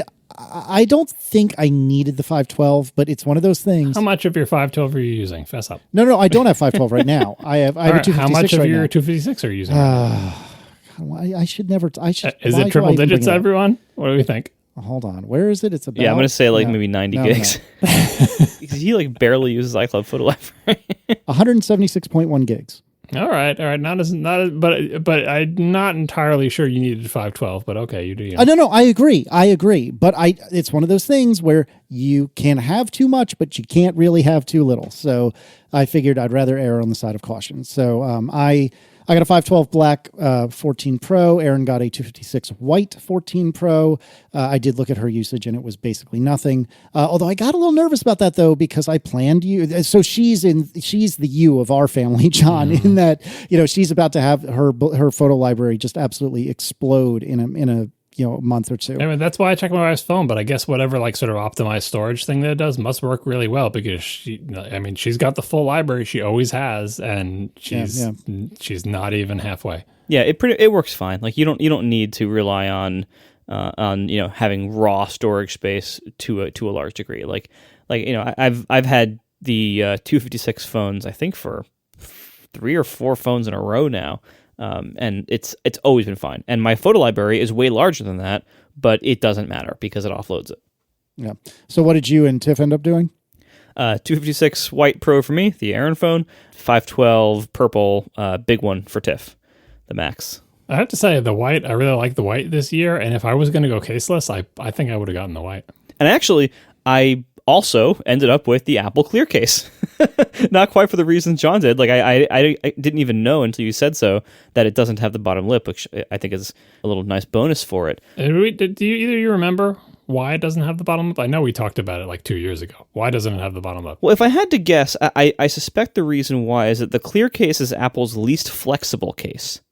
And so I think to get the phone in and out of it, I think you need that opening there as kind of like a point to. I don't know if I buy that. Maybe it would crack around if you had to make the openings for like the speakers and the lighting thing. It would crack because they'd be too skinny over there. I don't know, and I don't want to discourage them. Apple, open up the bottoms of all your phone cases, please. Yes, but yeah, so the way they used to be, right? But yeah, that's I got it because I've been using a Clear case from some other rando brand on my 13 Pro for most of the past year. We went through last fall through different case options. We did the whole segments on them, and ultimately I ended up loving these Clear cases because they were like a little bit gummy and provide a really nice grip. And the Apple case is a little harder. It's more of a hard plastic than a gummy plastic, but it's still. I think it's going to be way grippier than anything else. And the gummy plastic case brands that I ended up liking last year, I didn't see that they were currently making any for the Pro this year yet. So I figure maybe I'll look at those later. But the Apple one, I might just stick with this. I think it's going to be fine. Yeah, I should have said, I think I might have said before, I did absolutely get the Apple black leather case, and I'm hopeful that that's not too bad. And then, because I used to be a black leather case person for years and years and years, and then for whatever reason, last time I didn't. Now, Marco, you slid by, I don't remember if it was before or after, or before we started recording or once we started recording, you also ordered something else.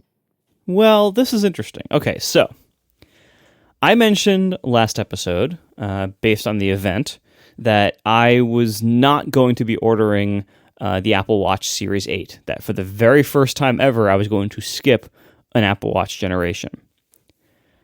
And then what happened was, so there's a couple things you need to know. So first of all, I make an app for the Apple Watch, and you cannot downgrade the watchOS version on an Apple Watch during the beta. The same way you can downgrade iPhones, and the way you do that is you do whatever incantation of holding down buttons is necessary to put it into DFU mode, and then you kind of, you have to do a clean restore. You can't keep your settings and everything. You do a clean restore to a version of iOS that you can download and pick the IPSW or let it do whatever the latest release version is. So that way if you're on a beta, you can get off the beta and go back. That works on iPhones because they have a way to do DFU mode where you plug in a cable and do these button things.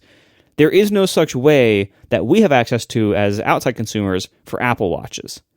I've heard Apple support can do it because they have special docks they can put them in with the push special diagnostic pins and everything. Anyway, so my problem was at WWDC this year, I was the responsible developer. Rather than putting Beta 1 on my carry phone, I brought a second phone. I brought my iPhone mini to WWDC to put the beta on.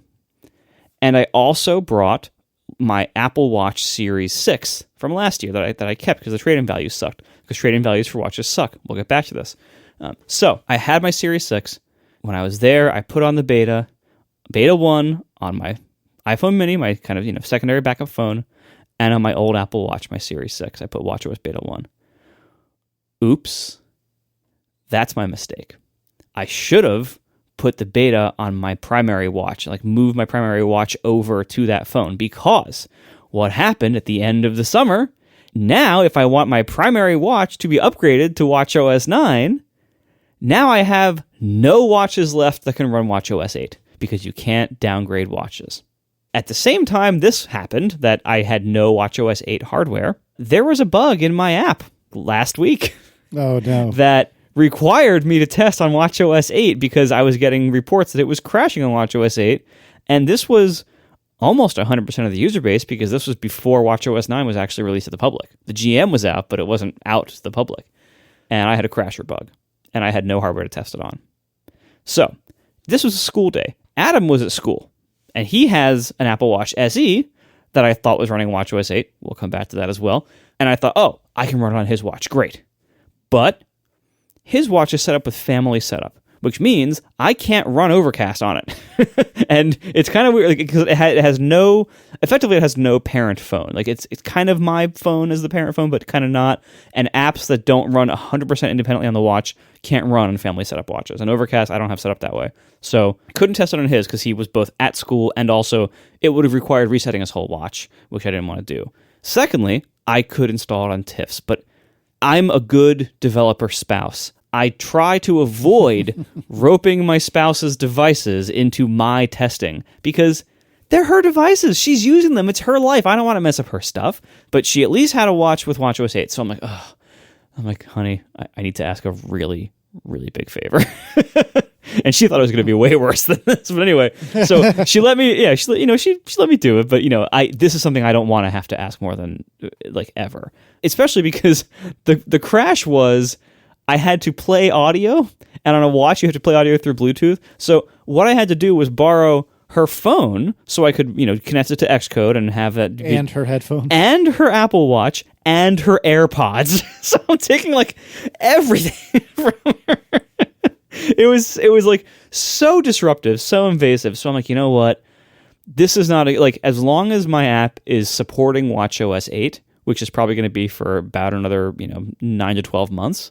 I need test hardware. I need my own watch that runs watchOS 8. I can't buy the new ones because they all have watchOS 9 and also aren't actually out until Friday or whatever. So I can't do that. So maybe we upgrade TIFF and then I can take hers as a test device.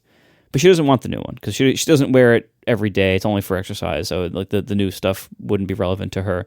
She specifically said she didn't care. She didn't want it. She wouldn't use it. Well, Adam has the SE, the first SE. Maybe he's ready for an upgrade. His watch is fine. It's it's scratched up, but it's fine. Oh, I forgot to mention, the day this all happened was last Friday. watchOS 9 was being released on Monday.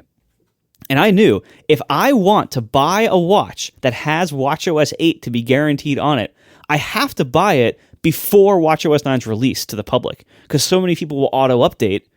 So I have to lock this in now. So what I ended up doing, I'm like, all right, what we're going to do, we're going to replace Adam's watch and I'll take his old one and I will just turn off auto-update on his old one. So I tried turning off auto-update on his watch and it bugs out and it's like, your watch has not finished pairing yet to your phone. What? I set it up 2 years ago. I guarantee you it's finished pairing. But anyway, that's another day. So I'm like, oh God, what's going on? So anyway, I work it out with him. What we're going to do, we're going to replace his watch and get him a new one. So I look at the options. Now, as I mentioned a little bit ago, Apple Watches have terrible trade-in values. They always have. You can trade in a phone to Apple for half of what you paid for it. You trade in a watch to Apple, and no matter what it is, no matter what the metal is, your trade-in value is going to be $125 or something. It's very, very low compared to a watch that cost $600 or $800 1 year ago. You trade it into Apple, it's $125 or whatever. It's very, very low trade-in values. I don't know why this is. For whatever reason, watches do not have high resale values because you can also go on eBay or Amazon or whatever, and you can get refurb Apple Watches or used ones for these also pretty low prices considering how much they cost even 1 year earlier. Now, we also mentioned earlier, the Apple Watch CPU has not changed in 3 years. So I looked at the SE, the new SE. Okay, so for $300-ish, $253 because we get cellular for him, so for $300, I could get him this new model that has the same processor as roughly as a Series 5. And the Apple Watch SE was basically Series 5 processor in a Series 4 body, roughly. So it had the Series 4 new shape screen, but not always on screen. And then, a couple other features were cut, like some of the advanced heart stuff. But anyway, and the new SE is Series 8 guts, but again, still with that Series 4 screen and the plastic back and everything. So I'm like, I don't think he actually would be benefiting much from getting a new SE. Let me see what I can get on the refurb market. And I went on Amazon and we got him for $50 less, for like $240, we got him a Series 6 cellular for $240. And it was, That's not bad. refurb, and Amazon's like Renewed, which is their version of refurb, I guess.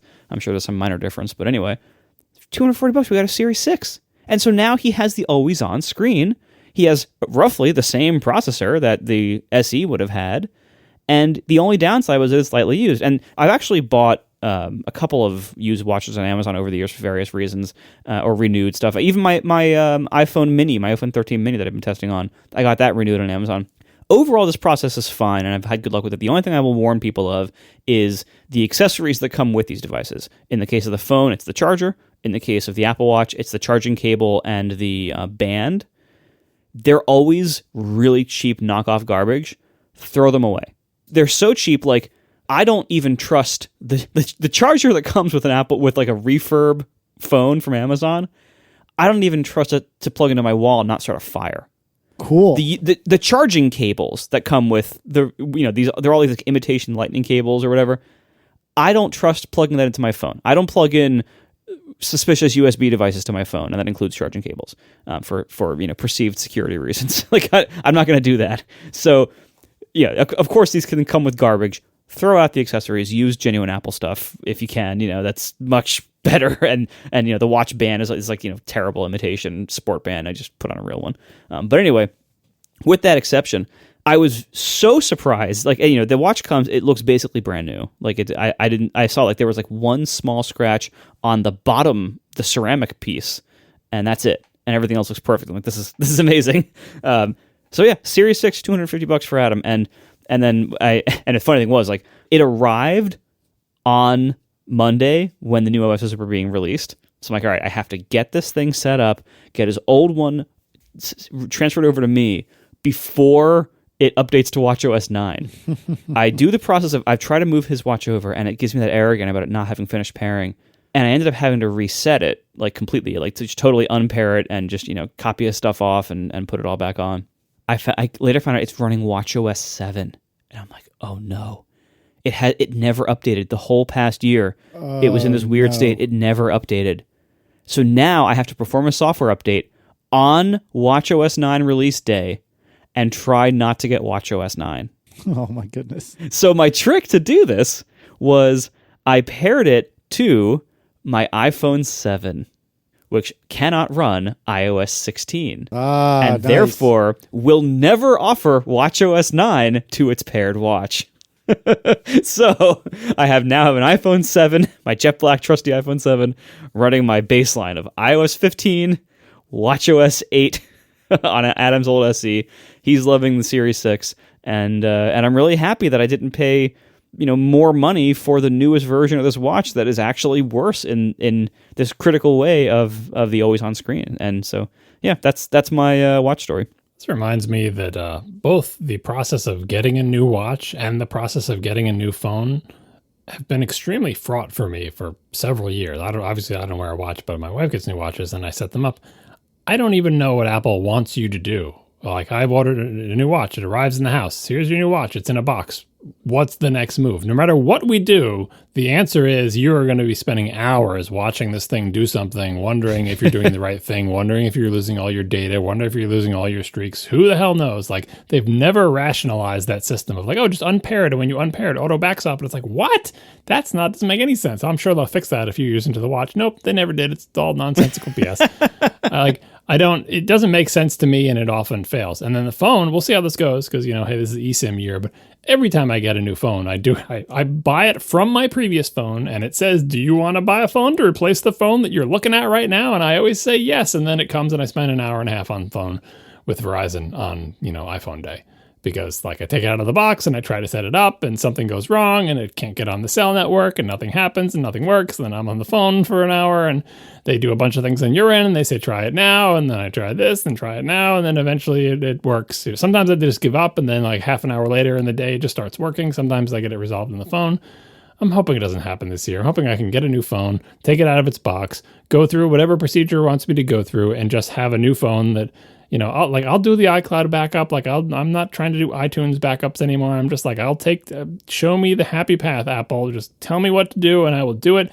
And by the end of hopefully a not particularly long process, I'll have a phone that answers calls on my cell phone number. And then my old phone, like, for example, to give an example of a thing I never know how to do when I talk to Verizon, like, oh, you should have known to do this. It's like, should I shut down my previous phone before the new one arrives in my house? Or should I not do that? I don't know. I don't know what I'm supposed to do, but sometimes they say, oh, yeah, no, because your other one's still on the number, and so it's all on the cell network, so it's never going to transfer to your new one, and blah, blah, blah. And this is where Casey says, why don't you just take the SIM card out and put it in the other thing? Well, there's 5G and it came with the new SIM card or whatever. It's like, I never know what to do. It's too complicated. It shouldn't be this complicated. I'm hoping eSIM will make it easier. In fact, I'm kind of excited about eSIM because I've been watching more people's reviews with the eSIM thing of like, you don't have a little card and you don't have a little door and you don't have to use a little pin, but also you can fit up to 8 identities on the eSIM thing. So if you wanted, you can just again, if you're in a country with carriers that support it, blah, blah, blah. But you could, for example, sign up for a T-Mobile thing and just add that to your existing phone. You can do that up to 8 times and have 8 different cell things that you're rotating between and just find the one that gets the best signal in your location or whatever. Obviously, there's contracts and all sorts of other crap that confuses this. But I like the idea of being divorced from the physical reality. But one of the realities is that my existing phone that's sitting with me right now currently is on the cell network and is answering at my telephone number. And at some point during the process of the setup of my new phone, that needs to switch to my new phone. And I don't, apparently, every 2 years, I prove that I have no idea how to do that. Yeah, I'm very curious to see how the eSIM dance goes. And I don't think we talked about it on the show, but last week I decided I'd like to get ahead of this, please. So I went through and figured out how to change my 13 Pro from physical SIM to eSIM. And I figured it out. It was fairly straightforward on Verizon. I've heard other people say that perhaps for Verizon, perhaps for other carriers, there is sometimes a button in settings that literally says, I don't remember the words they use, but basically convert this physical SIM to an eSIM by way of magic. And I've heard people say that it actually works. But one of the things I was very curious to read on these reviews, and I've read a handful today, and everyone seems to think that, yeah, as part of the setup process, it will, generally speaking, just convert your old SIM to an eSIM. And I was very curious to see how that goes. And I haven't seen any review where they said, oh, it was a complete death march and it didn't work and everything broke and so on and so forth. So we'll see. In the name of science, I have not converted Aaron's phone to an eSIM yet, so I will get both of these experiences. I will get one where I'm going eSIM to eSIM, and I will get one where I'm going SIM to eSIM, and I'm very curious to see what happens. That being said, if somebody has written the definitive guide to how to do an upgrade of a phone and a watch, because I agree with you, John. I am going on many year old information, which I didn't really consider until recently. But my information was, you unpair your watch, which you had mentioned. You unpair your watch, and then you set up the new watch. And during the setup process, it says, "Do you want to take over from this backup?" And then you say yes, and that's that. That's how I did the watch. And the many year old information I had for the phone was do an iTunes Now Finder encrypted backup, which isn't necessarily getting any more data, I don't think, than recent iCloud backups. But supposedly a lot of things happen much quicker, except I'm not even sure that's true anymore. So I'm not trying to advocate any of the things I've just said is the one true way. In fact, it's quite the opposite. Has somebody written up the one true way? And if so, please point me to it because I'd love to see it. This is what Serenity Caldwell used to be great at before she got sucked into Apple. The problem is it changes every year. That's also true. Right. So if you're getting a day one phone, the article's not going to be ready on day one probably because they have to, do the research to find out how it actually works. So yeah, and it depends on your carrier, and it depends on there's so many variables. I mean, it must go smoothly for most people. It's just I think I've just had a streak of bad luck, and I've been trying to. I got away from using the encrypted iTunes backups or anything. I'll do the iCloud way, and the iCloud way is, but I feel like the iCloud upgrade, that code path is still getting work done to it, and the Finder / iTunes one is legacy. So I think it's better to sort of leave that behind. And my experience for the 12 Pro is that once I actually got my cell number working on the thing, the whole rest of the process in terms of like waiting for apps to load and everything through iCloud, that was mostly fine. I went through all this, like, last time I did this, part of the problem was like transferring the two-factor stuff, but now the Google app has an export feature, so that's not a problem anymore. And plus I have this unfortunate, bitter, and vast experience of how to export and decode and re-import that information into the Apple keychain stuff, yada, yada. So I feel like it could potentially go smoothly, but, we'll see. And then you were very brave to, like, I saw your article of like, oh, you have Verizon and you converted to an eSIM. And I looked at the instructions like, oh, maybe I should do that to make things easier. But then I looked at the calendar. I said, do I want to do this the day before I'm supposed to be ordering my phone? Like, who knows what will go wrong? Like that whole thing where when you're using the Apple Store app and it says, do you want to replace this phone? I didn't want to do anything that could potentially confuse that process. So I just left it alone. Don't touch it. Yeah, it's understandable. I've a physical SIM and I'm getting a phone with an eSIM. This must be a case they understand. My phone is not that old. It's a 12 Pro. I bought a 14 Pro. This should just work. Right, Apple? Tune in next week. Yeah, exactly. Thanks to our sponsors this week, Squarespace, Hover, and Kolide. And thank you so much to our members. You can join at atp.fm/join. You should really consider joining if you want to hear our cool ATP Movie Club that we are starting up. Once again, go watch My Cousin Vinny, and then come listen for ATP Movie Club. First episode coming out probably within a couple of days. So atp.fm/join. Thank you so much. Thank you for a wonderful 500 episodes. And we will talk to you, as always, next week. Now that the show is over, it's time to give to St. Jude's. They're funding research. Curing diseases.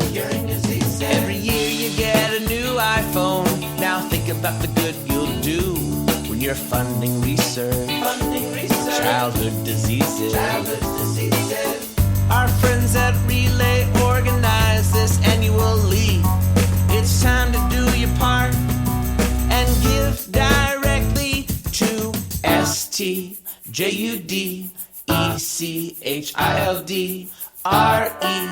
SRESERCHOSPITAL. Be generous, they fund the research.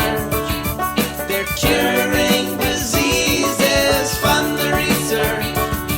The link is in the show notes now. Am I supposed to... So, okay. Back to the reading glasses thing for just one moment. Am I supposed to get these blue blocking lenses for computers, or is that BS? It's BS. That's what I thought. Okay. You should consider getting the scratch coating, though. And it doesn't matter for you, but because your prescription is so low. But if your prescription ever gets bad, where like the number is larger in absolute value than 3, consider getting high index, because it makes it's more expensive, but it makes the lenses thinner. For the same light bending ability. If you have really terrible vision like me and Casey, you have to get that. Otherwise, your glasses will just be an inch thick, and it's just hilarious. I didn't get that once when I was a kid. I don't remember. My parents were buying my glasses. I'm like, whoa, what happened here? Because they were like, literally and also like the bigger your glasses are, like in terms of diameter, the thicker it's going to be at the edges, right? Because it's like it's like a curve cutout thing. So I got big glasses with non-high index, and they were just like, I don't know, you could put stickers on the side of the lenses. They were so big. It was like a wall of just fuzzy white. But no, they keep pushing that blue blocking stuff. And you should hear it's kind of like you trying to sell the gold printer cables. Like they have a spiel that they give you filled with just total pseudoscience. It's like audiophile gear or whatever. It's like, oh yeah, no, the blue light, it will really tire you out. You ever feel tired at the end of a day of work? Yeah, it's the blue light. No, that's not what it is. One of the symptoms that I figured I should probably go to the eye doctor, in addition to my minimum focus distance being reduced, is that my eyes, they would often just feel tired in the daytime when they shouldn't feel tired. Using my computer, I would my eyes would feel tired, and that has never happened before. And so I brought that up, and so the optometrist recommended this stuff. But I'm like, that's not what it is. I'm curious how something that it's so. How is it even meant to work? Because the blue blocking, allegedly quote blue quote blocking quote glasses, they're clear. And I asked, does it cause a color cast? The thing you're telling me to do, and he said no. what is it filtering out? I think it's just filtering very high wavelength stuff. I don't know if it's filtering UV, but maybe near UV, like whatever. Like, first of all, it's not filtering that much of anything. Second, if you really want that, put on night shift on your computer so it looks like someone peed all over your screen.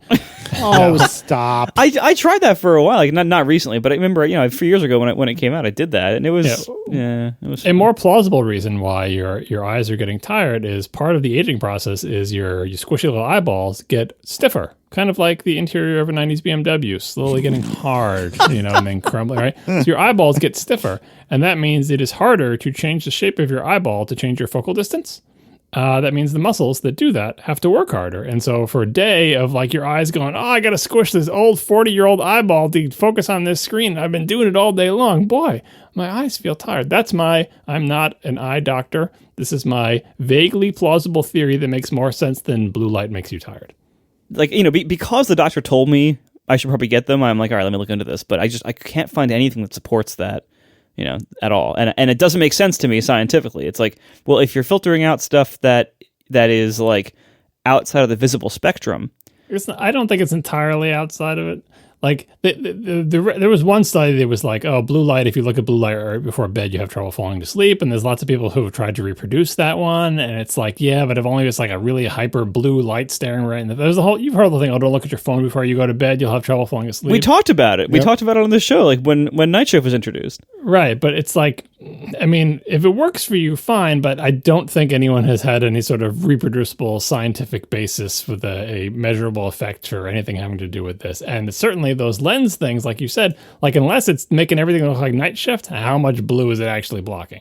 That's the thing, yeah, because it's like, and I believe where we landed on the science of that back when Night Shift came out, we did it's like you were saying earlier, we did an episode about it, and then people wrote in who knew way more than we did about it, and we did some follow up, and really what it came down to was there was no scientific consensus that supported this being a thing, but it's a preference. And if you happen to prefer the way it looks, go ahead, knock yourself out. But, there wasn't a lot of science behind it. But, again, it's just who cares if that's what you like, right? Yeah, I mean, there is scientific basis for, like, light setting your circadian cycles. That has nothing to do with blue light in particular, but just like, hey, turn out the lights when you go to sleep. Lights come up when you, like, they have those morning wake-up light types things, like human circadian rhythm being influenced by how much light you get affected by is totally true, but that's like, I mean, I guess don't stare at your phone from 2 inches away until 2 a.m. and, then you'll find yourself tired the next day, but that has less to do with blue light. Right. But also, like, if you're having trouble falling asleep because you just, like, doom scrolled Twitter for an hour before bed, like, I think the problem is not the blue light. That could also be related, more than the blue light is the anxiety you're building up. Yeah, exactly.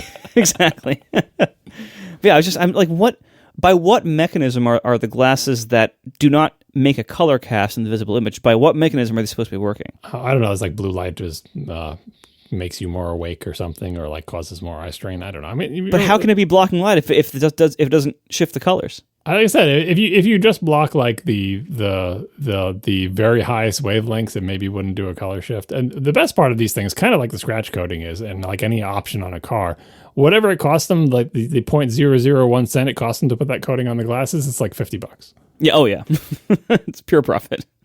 Because that's what you do, like, especially if you have, my prescription or, like, Casey says you can't even wear glasses, but, like, you start off with the base price of the glasses, which is already ridiculous. But, of course, you want the high index, so that's extra $150. But, of course, you want the scratch coatings, so that's another extra $50. And it's like buying an iPhone. You thought you were buying a thing for X amount, then you look at the final price, you're like, what happened here? Yep. Yep. Oh, it's so true. Remember, both my kids have glasses, and it's the same story. Like, and I looked at doing one of, it wasn't Warby Parker because last I looked, they don't make kids glasses, but I looked at doing some like online only vendor, and it ends up that, yeah, the most basic glasses that look not too different than the ones the kids already have are like $100. Great. But then you add the anti-reflective coating or whatever it is, and then you add the scratch proof, and then you add the transitions because they're not about to wear sunglasses. And so, and you add, and suddenly this $100 pair of sunglasses is like $50 cheaper at best than the $500 pair we can get from the eye doctor, or whatever the case may be. Like, it's just bananas. It's like buying a Porsche every year for each kid. Yeah, like Mark, if you haven't actually looked at the prices, $500 for a pair of glasses is not ridiculous. Yeah, well, I mean, fortunately, since I'm still in reader territory, I don't think I'm going to be near that yet. See how much that you find a pair of frames that you like. Oh, I like this little bent piece of metal. How much is this little bent piece of metal? Oh, that's $350. Like, what? I can make this out of a paperclip. It's like it barely weighs anything. It is just. It's like, oh yes, but it's all about fashion. I will be the first to tell you I've never bought readers, but I would be very surprised if they are, significantly cheaper than quote unquote regular eyeglasses. Yeah, because the frames, you're buying the frame. You find frames that you like, and then they'll put whatever lenses you want inside those frames. Yeah, I mean, yeah, and I'm sure I can get really nice frames, and they could put something with almost no adjustment in it, and it'd be fine. But anyway, I don't know. I'll dive into this world as much as I need to, and reluctantly accept the fact that I am old. Oh, it's true.